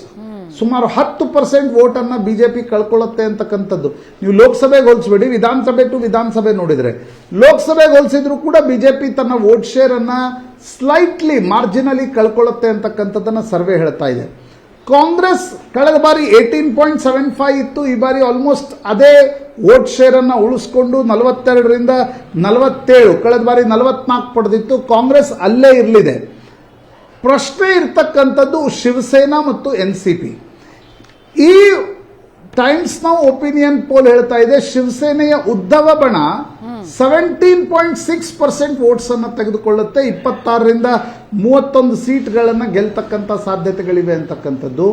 ಕಳೆದ ಬಾರಿ ಶಿವಸೇನೆ ಒಟ್ಟು 20% ಆಸ್ಪಾಸ್ನಲ್ಲಿತ್ತು, 56 ಸೀಟನ್ನು ಪಡೆದುಕೊಂಡಿತ್ತು. ಈ ಬಾರಿ ಉದ್ಧವ್ ಠಾಕ್ರೆ ಅವರ ಪಾರ್ಟಿ ಎಷ್ಟು ಸೀಟ್ ತೆಗೆದುಕೊಳ್ಳುತ್ತೆ ಅನ್ನೋದು ಬಹಳ ಮುಖ್ಯ. ಈ ಸರ್ವೆ ಹೇಳ್ತಾ ಇದೆ ಇಲ್ಲ ಶಿಂದೆ ಬಣ ಕೂಡ 14% ವೋಟ್ ತೆಗೆದುಕೊಳ್ಬೋದು, 19ರಿಂದ 24 ಅಂತಕ್ಕಂಥದ್ದು. ಇದು ಪ್ರಾಯಶಃ ನಿರ್ಧಾರ ಆಗಬೇಕು. ಉದ್ಧವ್ ಬಣ ಎಷ್ಟು ಸೀಟನ್ನು ಗೆಲ್ಲಬಹುದು, ಶಿಂದೆ ಬಣ ಎಷ್ಟು ಸೀಟನ್ನು ರಿಟೈನ್ ಮಾಡ್ಕೊಳ್ಬೋದು ಅಂತಕ್ಕಂಥದ್ದು. ಅಜಿತ್ ದಾದಾ ಪವಾರ್ 5.2% ವೋಟ್ ಶೇರ್ ಅಂತಕ್ಕಂಥದ್ದನ್ನು ಈ ಸರ್ವೆ ಹೇಳ್ತಾ ಇದೆ. ಲೋಕಸಭೆಯಲ್ಲಿ 3.5% ವೋಟ್ ಶೇರ್ ಅನ್ನು ಕೂಡ ಕ್ರಾಸ್ ಮಾಡೋಕ್ಕಾಗಲಿಲ್ಲ ಅಜಿತ್ ದಾದಾ ಪವಾರ್ ಅವರ ಹತ್ರ. ಸ್ವತಃ ಅಜಿತ್ ದಾದಾ ಪವಾರ್ ಪತ್ನಿ ಸುನೇತ್ರಾ ಪವಾರ್ ಬಾರಾಮತಿಯಲ್ಲಿ ಸೋತರು. ಕೇವಲ 1 ಸೀಟ್, ಸುನಿಲ್ ತತ್ಕರೆ ಮಾತ್ರ 1 ಸೀಟನ್ನು ಎನ್ಸಿಪಿ ಗೆಲ್ಲಿಕ್ಕೆ ಸಾಧ್ಯ ಆಯಿತು. ಹೀಗಿರುವಾಗ ವಿಧಾನಸಭೆಯಲ್ಲಿ ಶರದ್ ಪವಾರ್ ಅವರ ಹತ್ತಿರ ಹೋಗಿ ಅಜಿತ್ ದಾದಾ ಪವಾರ್ ವೋಟು ಮತ್ತು ಸೀಟನ್ನು ತೆಗೆದುಕೊಳ್ತಾರಾ, ಅಥವಾ ಬಿಜೆಪಿ ಮತ್ತು ಅಜಿತ್ ದಾದಾ ಪವಾರ್ ನಡುವೆ ವೋಟ್ ಶಿಫ್ಟಿಂಗ್ ಆಗಲ್ವಾ ಅಂತಕ್ಕಂಥದ್ದು ಈ ಚುನಾವಣೆಯಲ್ಲಿ ನಿರ್ಧಾರ ಆಗಬೇಕು. ಮತ್ತು ನನಗನ್ಸುತ್ತೆ ಭಾವನಾ, ಇದೊಂದು ಹಂಗ್ ಅಸೆಂಬ್ಲಿ ಆಗೋದು ಪಕ್ಕ. ಯಾಕಂದರೆ RR ಪಾರ್ಟಿಗಳಿವೆ, ಇನ್ನೊಂದು OIC ಅವರ ಪಾರ್ಟಿ ಇದೆ, ಪ್ರಕಾಶ್ ಅಂಬೇಡ್ಕರ್ ಅವರ ವಂಚಿತ್ ಅಘಾಡಿ ಪಾರ್ಟಿ ಇದೆ. ಅವು ಎಷ್ಟು ವೋಟು ಸೀಟನ್ನು ತೆಗೆದುಕೊಳ್ತವೆ ಅಂತಕ್ಕಂಥದ್ದು ಮುಖ್ಯ. But Maharashtra is crucial for next national politics Bhavana. ಮೊನ್ನೆ ಚುನಾವಣಾ ಆಯೋಗ ಹೇಳಿದೆ ಇಲ್ಲ ಜಮ್ಮು ಕಾಶ್ಮೀರದಲ್ಲಿ ಫೋರ್ಸ್ ಡಿಪ್ಲಾಯ್ಮೆಂಟ್ ಕಾರಣದಿಂದ ಮತ್ತು ಮಹಾರಾಷ್ಟ್ರದಲ್ಲಿ ಮಳೆ ಇದೆ, ಗಣಪತಿ ಹಬ್ಬ, ಅದೆಲ್ಲ ಆದಮೇಲೆ ನಾವು ಚುನಾವಣೆಯನ್ನು ಘೋಷಿಸ್ತೀವಿ ಅಂತಕ್ಕಂಥದ್ದು. ಬಟ್ ಮಹಾರಾಷ್ಟ್ರ ನಿಶ್ಚಿತವಾಗಿ ಮುಂದಿನ ರಾಷ್ಟ್ರೀಯ ರಾಜಕಾರಣದ ದೃಷ್ಟಿಯಿಂದ ಮಹತ್ವಪೂರ್ಣವಾಗಿರ್ತಕ್ಕಂಥ ಒಂದು ಚುನಾವಣೆ. Haryana is A very small state, ಆದರೆ ಮಹಾರಾಷ್ಟ್ರ 288 ವಿಧಾನಸಭಾ ಕ್ಷೇತ್ರಗಳನ್ನು ಹೊಂದಿರತಕ್ಕಂಥ ರಾಜ್ಯ. ಮಹಾರಾಷ್ಟ್ರದ ಇಫೆಕ್ಟ್ ಕರ್ನಾಟಕದ ಮೇಲೂ ಇರುತ್ತೆ, ಗುಜರಾತ್ ಮೇಲೂ ಇರುತ್ತೆ, ದಿಲ್ಲಿ ಮೇಲೂ ಇರುತ್ತೆ ಅಂತಕ್ಕಂಥದ್ದು ಮೊನ್ನೆಯ ಲೋಕಸಭಾ ಫಲಿತಾಂಶ ಸ್ಪಷ್ಟವಾಗಿ ಹೇಳಿದೆ. ಹೀಗಾಗಿ Maharashtra is a very crucial. ಒಂದು ವೇಳೆ ಮೋದಿ 3ನೇ ಚುನಾವಣೆಯಲ್ಲಿ ಏನು 40 ಸೀಟ್ಗಳನ್ನು ಕಡಿಮೆ ಪಡೆದುಕೊಂಡ್ರು, ಅದಾದ್ಮೇಲೆ ಒಂದು ರೀತಿಯಾಗಿರ್ತಕ್ಕಂಥ ಸ್ಥಿತಿಯಲ್ಲಿ ಏನು BJPಯ ಕೇಂದ್ರೀಯ ನಾಯಕತ್ವ ಇದೆ, ಮಹಾರಾಷ್ಟ್ರ, ಹರಿಯಾಣ ಮತ್ತು ಜಾರ್ಖಂಡ್ನ ಫಲಿತಾಂಶಗಳು, ಈ ಸ್ಥಿತಿ ಹೀಗೆ ಮುಂದುವರಿಯಲಿದೆಯಾ? NDA ಒಕ್ಕೂಟ ಇನ್ನಷ್ಟು ಸ್ಟ್ರಾಂಗ್ ಆಗಲಿದೆಯಾ? ಈ ಎಲ್ಲ ಪ್ರಶ್ನೆಗಳಿಗೆ ಮಹಾರಾಷ್ಟ್ರದ ಮತದಾರ ಏನು ಉತ್ತರ ಕೊಡ್ತಾನೆ ಅಂತಕ್ಕಂಥದ್ದು ಮುಖ್ಯ ಅನಿಸುತ್ತೆ. ಭಾವನಾ. ಎಸ್, ಆದರೆ ಈಗ ಹಂಗ್ ಅಸೆಂಬ್ಲಿ ಅನ್ನೋ ಪರಿಸ್ಥಿತಿ ಬಂತು ಅಂತ ಹೇಳಿದ್ರೆ ಈ ಪಕ್ಷಗಳ ನಡುವೆ ಓಕೆ INDA ಕೂಟ ಒಟ್ಟಿಗೆ ಸರ್ಕಾರ ರಚಿಸುವತ್ತ ಗಮನ ಹರಿಸಬಹುದು. ಆದರೆ ಈ 3 ಜನ ಈಗಿರುವಂತಹ ಒಂದು ಫ್ರೆಂಡ್ಶಿಪ್ಪಲ್ಲೇ ಇರ್ತಾರಾ? ಹಗ್ಗ ಜಗ್ಗಾಟ ಜಾಸ್ತಿ ಆಗತ್ತಾ? ಶಿಂದೆ ಬಣ, ಅಜಿತ್ ದಾದಾ ಪವಾರ್ ಬಣ, BJP ಬಣ ಕಲಸೊಗರ ಆಗತ್ತಾ? ಇಲ್ಲ ಅಂದರೆ ನೋಡಿ, ಸೀಟ್ ಹಂಚಿಕೆಯಲ್ಲಿ ಎರಡೂ ಪಕ್ಷ ಅಂದರೆ ಎರಡೂ ಒಕ್ಕೂಟಗಳು ಕೂಡ ಸಮಸ್ಯೆಯನ್ನು ಅನುಭವಿಸ್ತವೆ. ಯಾಕಂದರೆ ಈಗ ಮಹಾವಿಕಾಸ್ ಅಘಾಡಿಯಲ್ಲೂ ಕೂಡ ಮುಖ್ಯಮಂತ್ರಿ ಯಾರು? ಶರದ್ ಪವಾರ್ ಪುತ್ರಿ ಸುಪ್ರಿಯಾ ಸುಳೆ ಮುಖ್ಯಮಂತ್ರಿ ಆಗ್ತಾರ, ಉದ್ಧವ್ ಠಾಕ್ರೆ ಮುಖ್ಯಮಂತ್ರಿ ಆಗ್ತಾರ, ಕಾಂಗ್ರೆಸ್ ಅದಕ್ಕೆ ಏನು ಹೇಳುತ್ತೆ? ಇವೆಲ್ಲ ಅಂಶಗಳು ಅಲ್ಲೂ ಕೂಡ ಮುಖ್ಯ ಇದೆ. ಅಂದರೆ ಚುನಾವಣೆಗೆ ಮುಂಚೆ ಮುಖ್ಯಮಂತ್ರಿ ಕ್ಯಾಂಡಿಡೇಟನ್ನು ಘೋಷಣೆ ಮಾಡತಕ್ಕಂಥ ಸ್ಥಿತಿಯಲ್ಲಿ ಮಹಾವಿಕಾಸ್ ಅಘಾಡಿ ಕೂಡ ಇಲ್ಲ. ಜೊತೆಗೆ ಮಹಾಯುತಿಯಲ್ಲೂ ಕೂಡ ಶಿಂಧೇರನ್ನ ಉದ್ಧವ್ರಿಂದ ಒಡೆದುಕೊಂಡು ಕರ್ಕೊಂಡು ಬಂದಾಗ ದೇವೇಂದ್ರ ಫಡ್ನವೀಸ್ರಿಗೆ ಸ್ಯಾಕ್ರಿಫೈಸ್ ಮಾಡ್ಲಿಕ್ಕೆ ಹೇಳಲಾಯಿತು. ಅವರು ಮುಖ್ಯಮಂತ್ರಿ ಇದ್ದವರು ಉಪಮುಖ್ಯಮಂತ್ರಿ ಆದರು. ನಂತರ ಅಜಿತ್ ದಾದಾ ಪವಾರನ್ನ ಕರ್ಕೊಂಡು ಬಂದಾಗ ಮುಂದೊಂದು ದಿನ ನಿಮ್ಮನ್ನು ಮುಖ್ಯಮಂತ್ರಿ ಮಾಡ್ತೀವಿ ಅಂತಕ್ಕಂಥ ಭರವಸೆಯೊಂದಿಗೆ ಕರ್ಕೊಂಡು ಬರಲಾಗಿದೆ. ಹೀಗಾಗಿ ಪ್ರೀ ಇಲೆಕ್ಷನ್ ಮುಖ್ಯಮಂತ್ರಿ ಕ್ಯಾಂಡಿಡೇಟನ್ನು ಅನೌನ್ಸ್ ಮಾಡುವ ಸ್ಥಿತಿಯಲ್ಲಿ ಮಹಾಯುತಿ ಕೂಡ ಇಲ್ಲ. BJP ಇರ್ಬೋದು, ಏಕನಾಥ್ ಶಿಂದೆ ಇರ್ಬೋದು, ಅಜಿತ್ ದಾದಾ ಪವಾರ್ ಇರ್ಬೋದು. ಪ್ರಾಯಶಃ ಪೋಸ್ಟ್ ಇಲೆಕ್ಷನ್ ಸಿನಾರಿಯೋದಲ್ಲಿ ಯಾರ್ಯಾರು ಎಷ್ಟೆಷ್ಟು ಸೀಟ್ ಪಡಿತಾರೆ ಅಂತಕ್ಕಂಥದ್ದು ರಿಅಲೈನ್ಮೆಂಟ್ಗೂ ಕಾರಣ ಆಗ್ಬೋದು. Who knows? ಯಾಕಂದರೆ ಇವತ್ತು ಏಕನಾಥ್ ಶಿಂದೆ ಬಣದ ಜೊತೆಗೆ ಯಾರ್ಯಾರು ಶಾಸಕರು ಬಂದಿದ್ದಾರೆ, ಅವರು ಎಷ್ಟು ಜನ ವಾಪಸ್ ಆರಿಸ್ಬರ್ತಾರೆ, ದಟ್ ಈಸ್ ಇಂಪಾರ್ಟೆಂಟ್. ಅವರಿಗೆ ಈಗ BJPಗೆ ಇದ್ದಂಗೆ ಒಂದು ರಾಷ್ಟ್ರೀಯ ಪಕ್ಷ, ಕಾಂಗ್ರೆಸ್ ಒಂದು ರಾಷ್ಟ್ರೀಯ ಪಕ್ಷ. ಆದರೆ ಉದ್ಧವ್ ಠಾಕ್ರೆ ಕುಟುಂಬ ಇರೋದ್ರಿಂದ ಉದ್ಧವ್ ಠಾಕ್ರೆಯ ಶಿವಸೇನೆ ಬಣ ಇನ್ನೂ ಸ್ಟ್ರಾಂಗ್ ಆಗಿರುವಂತೆ ಕಾಣ್ತಾ ಇದೆ. ಅವರ ಮರಾಠಿ ಮಾಣೂಸ್ ಮತದಾರ ಕೂಡ ಉದ್ಧವ್ ಠಾಕ್ರೆ ಜೊತೆಗೆ ಹೆಚ್ಚು ನಿಂತುಕೊಂಡು ಕಾಣ್ತಾ ಇದೆ. ಅಧಿಕಾರ ಮುಗಿದ ಮರುಕ್ಷಣ ಏಕನಾಥ್ ಶಿಂದೆ ಬಣದ ಶಾಸಕರ ಸ್ಥಿತಿ ಏನು? ಚುನಾವಣೆಯನ್ನು ವಾಪಸ್ ಆರಿಸ್ಬರ್ತಕ್ಕಂಥ ಸ್ಥಿತಿಯಲ್ಲಿರ್ತಾರ? Same with Ajit Dada Pawar and ಅವರ ಶಾಸಕರಿಗೂ ಕೂಡ ಆ ಸಮಸ್ಯೆ ನಿಶ್ಚಿತವಾಗಿ ಕಾಡಲಿದೆ. ಹೀಗಾಗಿ ಎಷ್ಟು ಆಂಟಿ ಇನ್ಕಂಬನ್ಸಿ ಬಡಿಯುತ್ತೆ. ಅನೇಕ ಬಾರಿ ಏನಾಗುತ್ತೆ ಭಾವನಾ, ಒಪಿನಿಯನ್ ಪೋಲ್ಗಳಲ್ಲಿ ನಿಮಗೆ ಆಂಟಿ ಇನ್ಕಂಬನ್ಸಿ ಭಾಳ ಕಾಣಲ್ಲ. ಯಾಕಂದರೆ ಒಪಿನಿಯನ್ ಪೋಲ್ಗಳ ಸಂದರ್ಭದಲ್ಲಿ ಸರ್ಕಾರಗಳ ಕೆಲಸ ನಿರ್ವಹಿಸ್ತಾ ಇರ್ತವೆ. ಜನ ತಮ್ಮ ಅಭಿಪ್ರಾಯವನ್ನು ಕೊಡುವಾಗ ಅಥವಾ ಒಪಿನಿಯನ್ ಪೋಲ್ಗಳು ನಂಬರ್ಸ್ ಗರಾಗ ಆಗ್ತಕ್ಕಂಥ ಸಂದರ್ಭದಲ್ಲಿ ಕೂಡ ಅಲ್ಲಿ ಸರ್ಕಾರ ಇರೋದು ಭಾಳ ಕ್ರೂಷಿಯಲ್ ಇರುತ್ತೆ. ಆದರೆ ಚುನಾವಣೆ ಘೋಷಣೆ ಆದ ತಕ್ಷಣ ಮತದಾರ ತನ್ನ ನಿರ್ಣಯವನ್ನು, ತನ್ನ ಅಭಿಪ್ರಾಯವನ್ನು ರೂಪಿಸ್ಲಿಕ್ಕೆ ಶುರು ಮಾಡ್ತಾನೆ. ಆಗ ನಿಮ್ಗೆ ಎಕ್ಸಾಕ್ಟ್ ಒಪಿನಿಯನ್ ಪೋಲ್ಗಳಲ್ಲಿ ಅಭಿಪ್ರಾಯಗಳು ಬರ್ತವೆ. ಚುನಾವಣೆಗೆ 3 ತಿಂಗಳು 4 ತಿಂಗಳು ಮುಂಚೆವರೆಗೂ ಅಲ್ಲಿ ಸರ್ಕಾರ ಇರುತ್ತೆ. ಏನಾಗುತ್ತೆ, ಮತದಾರ ಇನ್ನೂ ನಿರ್ಣಯವನ್ನು ಮಾಡಿರಲ್ಲ. ಹೀಗಾಗಿ ಒಪಿನಿಯನ್ ಪೋಲ್ಗಳು ಒಂದು ಇಂಡಿಕೇಟ್ ಮಾಡಬಹುದು, ಅವೇ ಎಕ್ಸಾಕ್ಟ್ ಆಗ್ತವೆ ಅಂತಕ್ಕಂಥದ್ದಿಲ್ಲ. ಈಗ ಎಕ್ಸಿಟ್ ಪೋಲ್ಸ್ಗಳೇ ಲೋಕಸಭಾ ಚುನಾವಣೆಯಲ್ಲಿ ಎಕ್ಸಾಕ್ಟ್ ಆಗಲಿಲ್ಲ. ಹಾಗಾಗಿ ಒಪಿನಿಯನ್ ಪೋಲ್ಗಳನ್ನು ಒಂದು ಪಿಂಚ್ ಆಫ್ ಸಾಲ್ಟ್ ಜೊತೆಗೆ ಓದಬೇಕು, ನೋಡಬೇಕು, ಅದರ ಬಗ್ಗೆ ಚರ್ಚೆ ಮಾಡಬೇಕು ಅಂತ ಅನ್ಸುತ್ತೆ. ಒಂದು ಪಿಂಚ್ ಆಫ್ ಸಾಲ್ಟ್ ಜರ್ನಲಿಸ್ಟ್ಗಳಿಗೂ ಅದರ ಅವಶ್ಯಕತೆ ಇದೆ. ರೈಟ್. ಸುಪ್ರೀಂ ಕೋರ್ಟ್ನಲ್ಲಿ ಮತ್ತೆ ಕೋಲ್ಕತ್ತಾ ರೇಪ್ ಕೇಸ್ ಸದ್ದು. CBI ರಿಪೋರ್ಟ್ ಮತ್ತು ಸರ್ಕಾರದ ವರದಿ ಪರಿಶೀಲಿಸಿದ ಸುಪ್ರೀಂ ಕೋರ್ಟ್ ಕೋಲ್ಕತ್ತಾ ಸರ್ಕಾರ ಮತ್ತು ಪೊಲೀಸರಿಗೆ ಚಾಟಿ ಬೀಸಿದೆ. ದೀದಿ ಸರ್ಕಾರಕ್ಕೆ, ಪೊಲೀಸರಿಗೆ ಮತ್ತೆ ಸುಪ್ರೀಂ ಛೀಮಾರಿ ಹಾಕಿದ್ದು. FIR ದಾಖಲಿಸೋದಕ್ಕೆ ತಡ ಆಗಿದ್ದು ಯಾಕೆ ಅಂತ ಪ್ರಶ್ನಿಸಿದೆ. ಪೊಲೀಸರನ್ನ ಸುಪ್ರೀಂ ಕೋರ್ಟ್ ಪ್ರಶ್ನಿಸಿದ್ದು. ವೈದ್ಯರಿಗೆ ಕೆಲಸಕ್ಕೆ ಮರಳುವಂತೆ ಸುಪ್ರೀಂ ಕೋರ್ಟ್ ಸೂಚನೆಯೂ ಕೊಟ್ಟಿದೆ.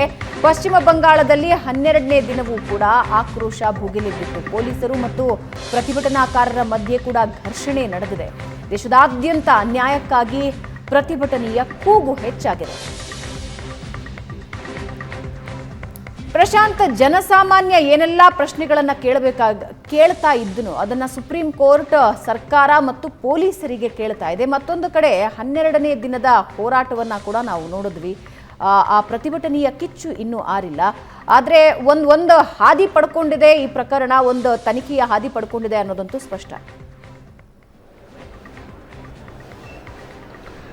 ಪವನ, ನಿನ್ನೆ ಸುಪ್ರೀಂ ಕೋರ್ಟ್ ಬಹಳ ಒಂದು ಸ್ಪಷ್ಟ ಶಬ್ದಗಳಲ್ಲಿ ಮುಖ್ಯ ನ್ಯಾಯಮೂರ್ತಿಗಳು ಹೇಳಿದರು, ಈ ಇಡೀ ಪ್ರಕರಣ ದೇಶದ ಕಾನ್ಷಿಯಸ್ಸನ್ನು, ಆತ್ಮವನ್ನು ಅಲುಗಾಡಿಸ್ತಾ ಇದೆ ಅಂತಕ್ಕಂಥದ್ದು. ಇದನ್ನು ಎರಡು ದೃಷ್ಟಿಯಲ್ಲಿ ಸುಪ್ರೀಂ ಕೋರ್ಟ್ ಕೂಡ ನೋಡ್ತಾ ಇದೆ. ಪ್ರಾಯಶಃ ಇದನ್ನು ಎರಡು ದೃಷ್ಟಿಯಲ್ಲಿ ನೋಡಬೇಕು ಕೂಡ. ಒಂದು ಸಮಾಜವಾಗಿ ಈ ರೀತಿಯ ಗ್ಯಾಂಗ್ರೇಪ್ನ ಪ್ರಕರಣಕ್ಕೆ ನಾವು ಅದನ್ನು ಹೇಗೆ ನೋಡ್ತೀವಿ ಅಂತಕ್ಕಂಥದ್ದು. ಯಾಕಂದರೆ ಒಬ್ಬಳು ಯುವತಿಯ ಮೇಲೆ, ಅವಳು ವೈದ್ಯ ಇರಲಿ ಯಾರೇ ಇರಲಿ, ಒಬ್ಬ ಹುಡುಗಿಯ ಮೇಲೆ ಆ ರೀತಿಯ ಅಮಾನುಷ ಕೃತ್ಯವನ್ನು ನಡೆಸುವುದು ಭಾರತದ ಸಮಾಜವಾಗಿ ನಾವು ಹೇಗೆ ನೋಡ್ತೀವಿ ಅಂತಕ್ಕಂಥದ್ದು. ಯಾಕಂದರೆ ಯತ್ರ ನಾರ್ಯಸ್ತು ಪೂಜ್ಯಂತೆ ರಮಂತೆ ತತ್ರ ದೇವತಾಃ, ನಾವು ಸಣ್ಣವರಿದ್ದಾಗಿಂದ ಹೇಳಿದ್ದು, ಭಾಷಣ ಮಾಡಿದ್ದು. ಆದರೆ ನಮ್ಮ ದೇಶದ ಮಹಾನಗರಗಳಲ್ಲಿ, ಹಳ್ಳಿಯಲ್ಲಿ ದಿನವೂ ಈ ರೀತಿ ಘಟನೆಗಳು ನಡೀತವೆ, ರಿಪೋರ್ಟ್ ಆಗಲ್ಲ. ಮಹಾನಗರದ ಹೃದಯ ಭಾಗದ ಆಸ್ಪತ್ರೆಯ ಕಾನ್ಫರೆನ್ಸ್ ಹಾಲ್ನಲ್ಲಿ ಈ ರೀತಿಯ ಘಟನೆ ಹೇಗೆ ನಡೀತು, ಯಾಕೆ ನಡೀತು, ಒಂದು ಸೊಸೈಟಿಯಾಗಿ ಮಾಡಬೇಕು. ನಿನ್ನೆ ಸುಪ್ರೀಂ ಕೋರ್ಟ್ ಬಹಳ ಸ್ಪಷ್ಟ ಶಬ್ದಗಳಲ್ಲಿ ರಾಜ್ಯ ಸರ್ಕಾರಕ್ಕೆ ಮತ್ತು ಅಲ್ಲಿನ ಪೊಲೀಸರಿಗೆ ಎರಡು ಪ್ರಶ್ನೆಗಳನ್ನು ಕೇಳಿದೆ. ಒಂದು, ನೋಡಿ, ಪ್ರಕರಣ ನಡೆದು ಅಲ್ಲಿನ ವೈದ್ಯಾಧಿಕಾರಿ ಅದನ್ನು ಸುಸೈಡ್ ಅಂತ ಘೋಷಿಸಿದ್ರು. ಮೊದಲು ನಿಮಗೇನು ಅದಕ್ಕೆ ಅಂದರೆ ಆ ಕ್ರೈಮ್ ಸೀನನ್ನು ನೋಡಿದಾಗಲೇ ಗೊತ್ತಾಗಬೇಕಿತ್ತು ಇದು ಅಲ್ಲಿ ಏನು ನಡೆದಿದೆ ಅಂತಕ್ಕಂಥದ್ದು. ಆದರೆ ಸಂಜೆ ಪೋಸ್ಟ್ ಮಾರ್ಟಮ್ ನಡೆಯುವವರೆಗೂ ಕೂಡ ಅದು ಗ್ಯಾಂಗ್ ರೇಪು ಅಂತಕ್ಕಂಥದ್ದನ್ನು ವೈದ್ಯಾಧಿಕಾರಿಗಳು ಒಪ್ಕೊಳ್ಳಿಲ್ಲ, ಪೊಲೀಸರಿಗೂ ಹೇಳಲಿಲ್ಲ. ಅದನ್ನು ಸುಸೈಡ್ ಅಂತಕ್ಕಂಥ ರೀತಿಯಲ್ಲಿ ಮುಚ್ಚಾಕ್ತಕ್ಕಂಥ ಪ್ರಯತ್ನ ನಡೀತು.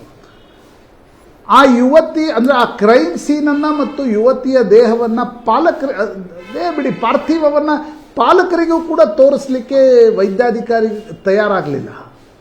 ಒಂದನೇದು. ಎರಡನೇದು, ಈ ಘಟನೆ ನಡೆದ ನಂತರ ಒಂದು ದೊಡ್ಡ ಮಾಬ್ ಬರುತ್ತೆ, ಇಡೀ ಕ್ರೈಮ್ ಸೀನನ್ನು ಡಿಸ್ಟ್ರಕ್ಟ್ ಮಾಡಿ ಹೋಗ್ಬಿಡುತ್ತೆ. 7,000 ಜನ ಬರ್ತಾರೆ. ನಿನ್ನೆ ಸುಪ್ರೀಂ ಕೋರ್ಟ್ ಕೇಳ್ತು, 7,000 ಜನ ಬಂದರು, ಕ್ರೈಮ್ ಸೀನ್ ಅಲ್ಲಿ ಗ್ಯಾಂಗ್ ರೇಪ್ ನಡೆದಿದೆ ಅಂತಕ್ಕಂಥದ್ದನ್ನು ಪೋಸ್ಟ್ ಮಾರ್ಟಮ್ ರಿಪೋರ್ಟ್ ಹೇಳ್ತು. ನಿಮಗೆ ಅದನ್ನು ಆಂಟಿಸಿಪೇಟ್ ಮಾಡಲಿಲ್ವಾ? ಯಾಕೆ ಆಂಟಿಸಿಪೇಟ್ ಮಾಡಲಿಲ್ಲ? ಅಲ್ಲಿ ಹೆಂಗೆ ಬಂದು ಅವರು ಡಿಸ್ಟ್ರಕ್ಷನ್ ಮಾಡಿದರು? ನಾಳೆ ಎವಿಡೆನ್ಸಸ್ಗಳನ್ನು ಕಲೆಕ್ಟ್ ಹೆಂಗೆ ಮಾಡ್ತಾರೆ? ಪೊಲೀಸರು ಅಷ್ಟು ಜವಾಬ್ದಾರಿಯನ್ನು ತೆಗೆದುಕೊಳ್ಳಿಲ್ಲ ಅನ್ನೋದಕ್ಕೆ ಸುಪ್ರೀಂ ಕೋರ್ಟ್ ಭಾಳ ಸ್ಪಷ್ಟ ಶಬ್ದಗಳಲ್ಲಿ ಕೋಲ್ಕತ್ತಾ ಪೊಲೀಸರನ್ನು ತರಾಟೆಗೆ ತೆಗೆದುಕೊಂಡಿದೆ, ರಾಜ್ಯ ಸರ್ಕಾರವನ್ನು ತರಾಟೆಗೆ ತೆಗೆದುಕೊಂಡಿದೆ. ವಿಚಿತ್ರವಾಗಿರ್ತಕ್ಕಂಥ ಒಂದು ಘಟನೆಗಳು ಕೋಲ್ಕತ್ತಾದಲ್ಲಿ ನಡೆದಿವೆ. ಆ ವೈದ್ಯಾಧಿಕಾರಿ ಅದನ್ನು ಸುಸೈಡ್ ಅಂತ ಯಾಕೆ ಹೇಳ್ದ? ಆ ವೈದ್ಯಾಧಿಕಾರಿ ಇಡೀ ಒಂದು ಕ್ರೈಮ್ ಸೀನನ್ನು ಯಾಕೆ ಡಿಸ್ಟ್ರಕ್ಷನ್ ಮಾಡಲಿಕ್ಕೆ ಪೊಲೀಸರು ಮತ್ತು ಆಸ್ಪತ್ರೆಯ ಆಡಳಿತ ಮಂಡಳಿ ಅವಕಾಶವನ್ನು ಕೊಡ್ತು? ಸುಪ್ರೀಂ ಕೋರ್ಟ್ ಆ ಪ್ರಶ್ನೆಗಳನ್ನು ಕೇಳಿದೆ. ಎಲ್ಲ ಪ್ರಕರಣದಲ್ಲಿ CBIಯನ್ನು ವಿರೋಧಿಸ್ತಕ್ಕಂಥ ಮಮತಾ ಬ್ಯಾನರ್ಜಿ ನಿಮಗೆ ಮಾಡಲಿಕ್ಕಾಗಲಿಲ್ಲ ಅಂದರೆ ನಾನು CBI ಕೊಡ್ತೀನಿ ಅಂತಕ್ಕಂಥ ಹೇಳುವ ಪರಿಸ್ಥಿತಿ ನಿರ್ಮಾಣ ಆಯಿತು. ಅಂದರೆ ಸಮ್ ಕೊಲ್ಯೂಷನ್ನಲ್ಲಿ ಏನಾದರೂ ನಡೀತಾ? ಆ ಆಸ್ಪತ್ರೆ, ಇಂಥ ಒಂದು ಮಹತ್ವದ ಆಸ್ಪತ್ರೆಯಲ್ಲಿ ಅಷ್ಟು ಭದ್ರತೆಯನ್ನು ಕೂಡ ಒದಗಿಸದ ಸ್ಥಿತಿಯಲ್ಲಿ ವೈದ್ಯಾಧಿಕಾರಿಗಳಿದ್ರ? ವೈದ್ಯಾಧಿಕಾರಿಗಳ ಕೊಲ್ಯೂಷನ್ನ ಕಾರಣದಿಂದ ಈ ಘಟನೆ ನಡೀತಾ? ವಿಚಿತ್ರವಾಗಿರ್ತಕ್ಕಂಥ ಘಟನೆಗಳು ನಡೆದಿವೆ. ಸುಪ್ರೀಂ ಕೋರ್ಟ್ ಭಾಳ ಸ್ಪಷ್ಟ ಶಬ್ದಗಳಲ್ಲಿ ನಿನ್ನೆ ಮಮತಾ ಬ್ಯಾನರ್ಜಿ ಸರ್ಕಾರ ಮತ್ತು ಪೊಲೀಸರನ್ನು ತರಾಟೆಗೆ ತೆಗೆದುಕೊಂಡಿದೆ.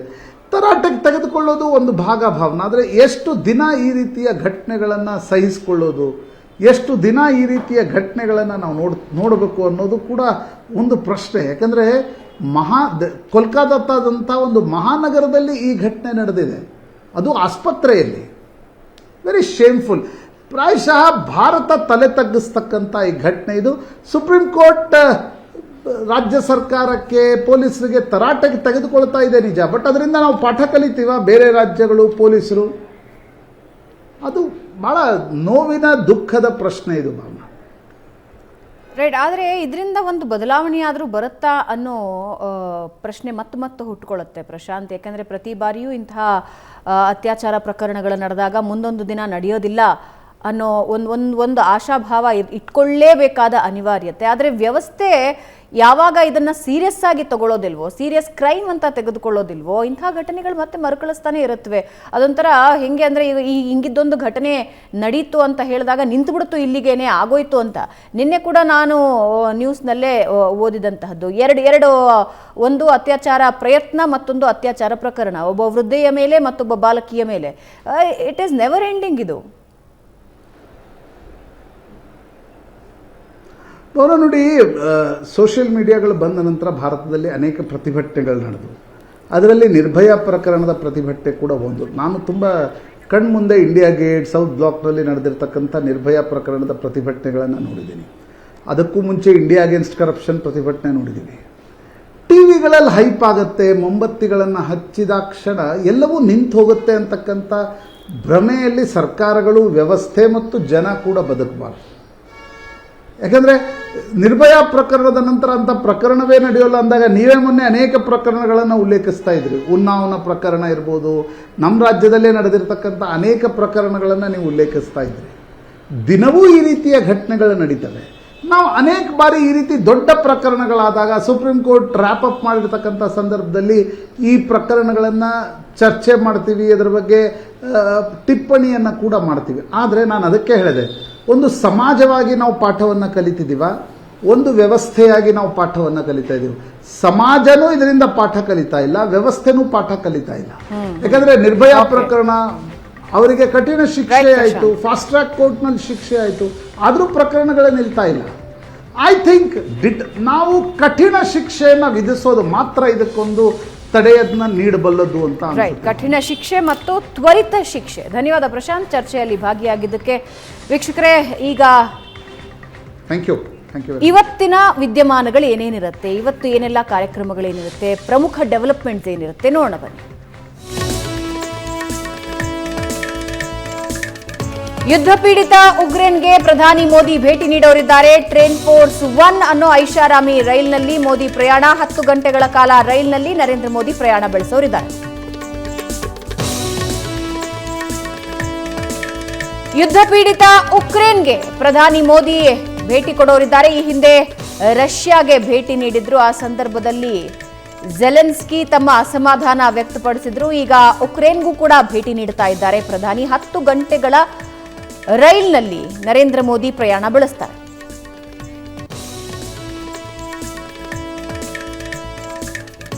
ನಾಗಸಂದ್ರದಿಂದ ಮಾದಾವರ ವಿಸ್ತೃತ ಮಾರ್ಗದಲ್ಲಿ ಸಿಗ್ನಲಿಂಗ್ ಟೆಸ್ಟ್ ಹಿನ್ನೆಲೆ ಪಿಣ್ಯ ಇಂಡಸ್ಟ್ರಿ ಮೆಟ್ರೋ ನಿಲ್ದಾಣದಿಂದ ನಾಗಸಂದ್ರದವರೆಗೆ ಮೆಟ್ರೋ ಸೇವೆ ಸ್ಥಗಿತ ಇರುತ್ತೆ. ಇವತ್ತು ಹಸಿರು ಮಾರ್ಗದ 3 ಮೆಟ್ರೋ ನಿಲ್ದಾಣಗಳಿಗೆ ರೈಲು ಸಂಚಾರ ಸ್ಥಗಿತ ಆಗಿರುತ್ತೆ.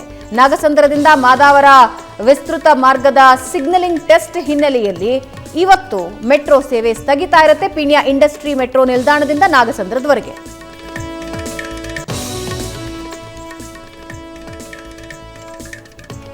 ಎಂಎಲ್ಸಿ ಐವಾನ್ ಡಿಸೋಜಾ ಮನೆಗೆ ಕಲ್ಲು ತೂರಾಟಕ್ಕೆ ಖಂಡನೆ ವ್ಯಕ್ತಪಡಿಸ್ತಾ ಇದ್ದಾರೆ ಕಾಂಗ್ರೆಸ್ ಕಾರ್ಯಕರ್ತರು. ಮಂಗಳೂರಿನಲ್ಲಿ ಬಿಜೆಪಿ ಕಾಂಗ್ರೆಸ್ ಜಟಾಪಟಿ ತಾರಕಕ್ಕೇರ್ತಾ ಇದೆ.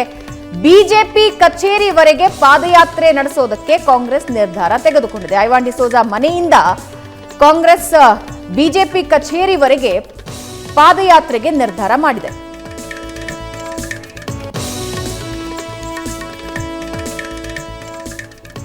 ಸಿಎಂ ವಿರುದ್ಧ ಪ್ರಾಸಿಕ್ಯೂಷನ್ಗೆ ರಾಜ್ಯಪಾಲರ ಅನುಮತಿ ಹಿನ್ನೆಲೆ ಬೆಳಗ್ಗೆ 11 ಗಂಟೆಗೆ ದೆಹಲಿಗೆ ಸಿಎಂ ಮತ್ತು ಡಿಸಿಎಂ ಇಬ್ರು ಹೋಗ್ತಾ ಇದ್ದಾರೆ. ಹೈಕಮಾಂಡ್ ನಾಯಕರ ಜೊತೆ ಚರ್ಚೆ ಇರುತ್ತೆ. ಅದಾದ ಮೇಲೆ ರಾತ್ರಿ ಇಬ್ರು ವಾಪಸ್ ರಾಜ್ಯಕ್ಕೆ ಬರ್ತಾರೆ.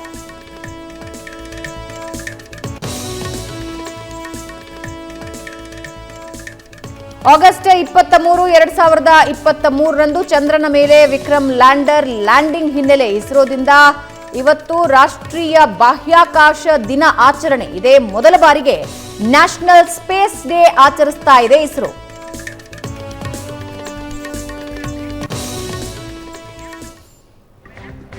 ಇದರೊಂದಿಗೆ ಇವತ್ತಿನ ನ್ಯೂಸ್ ಅವರ್ ಮಾರ್ನಿಂಗ್ ಎಡಿಷನ್ ಮುಗಿಸ್ತಾ ಇದ್ದೀವಿ. ನೇರ ದಿಟ್ಟ ನಿರಂತರ ಸುದ್ದಿಗಾಗಿ ನೋಡ್ತಾ ಇರಿ ಏಷ್ಯಾ ನೆಟ್ ಸುವರ್ಣ ನ್ಯೂಸ್.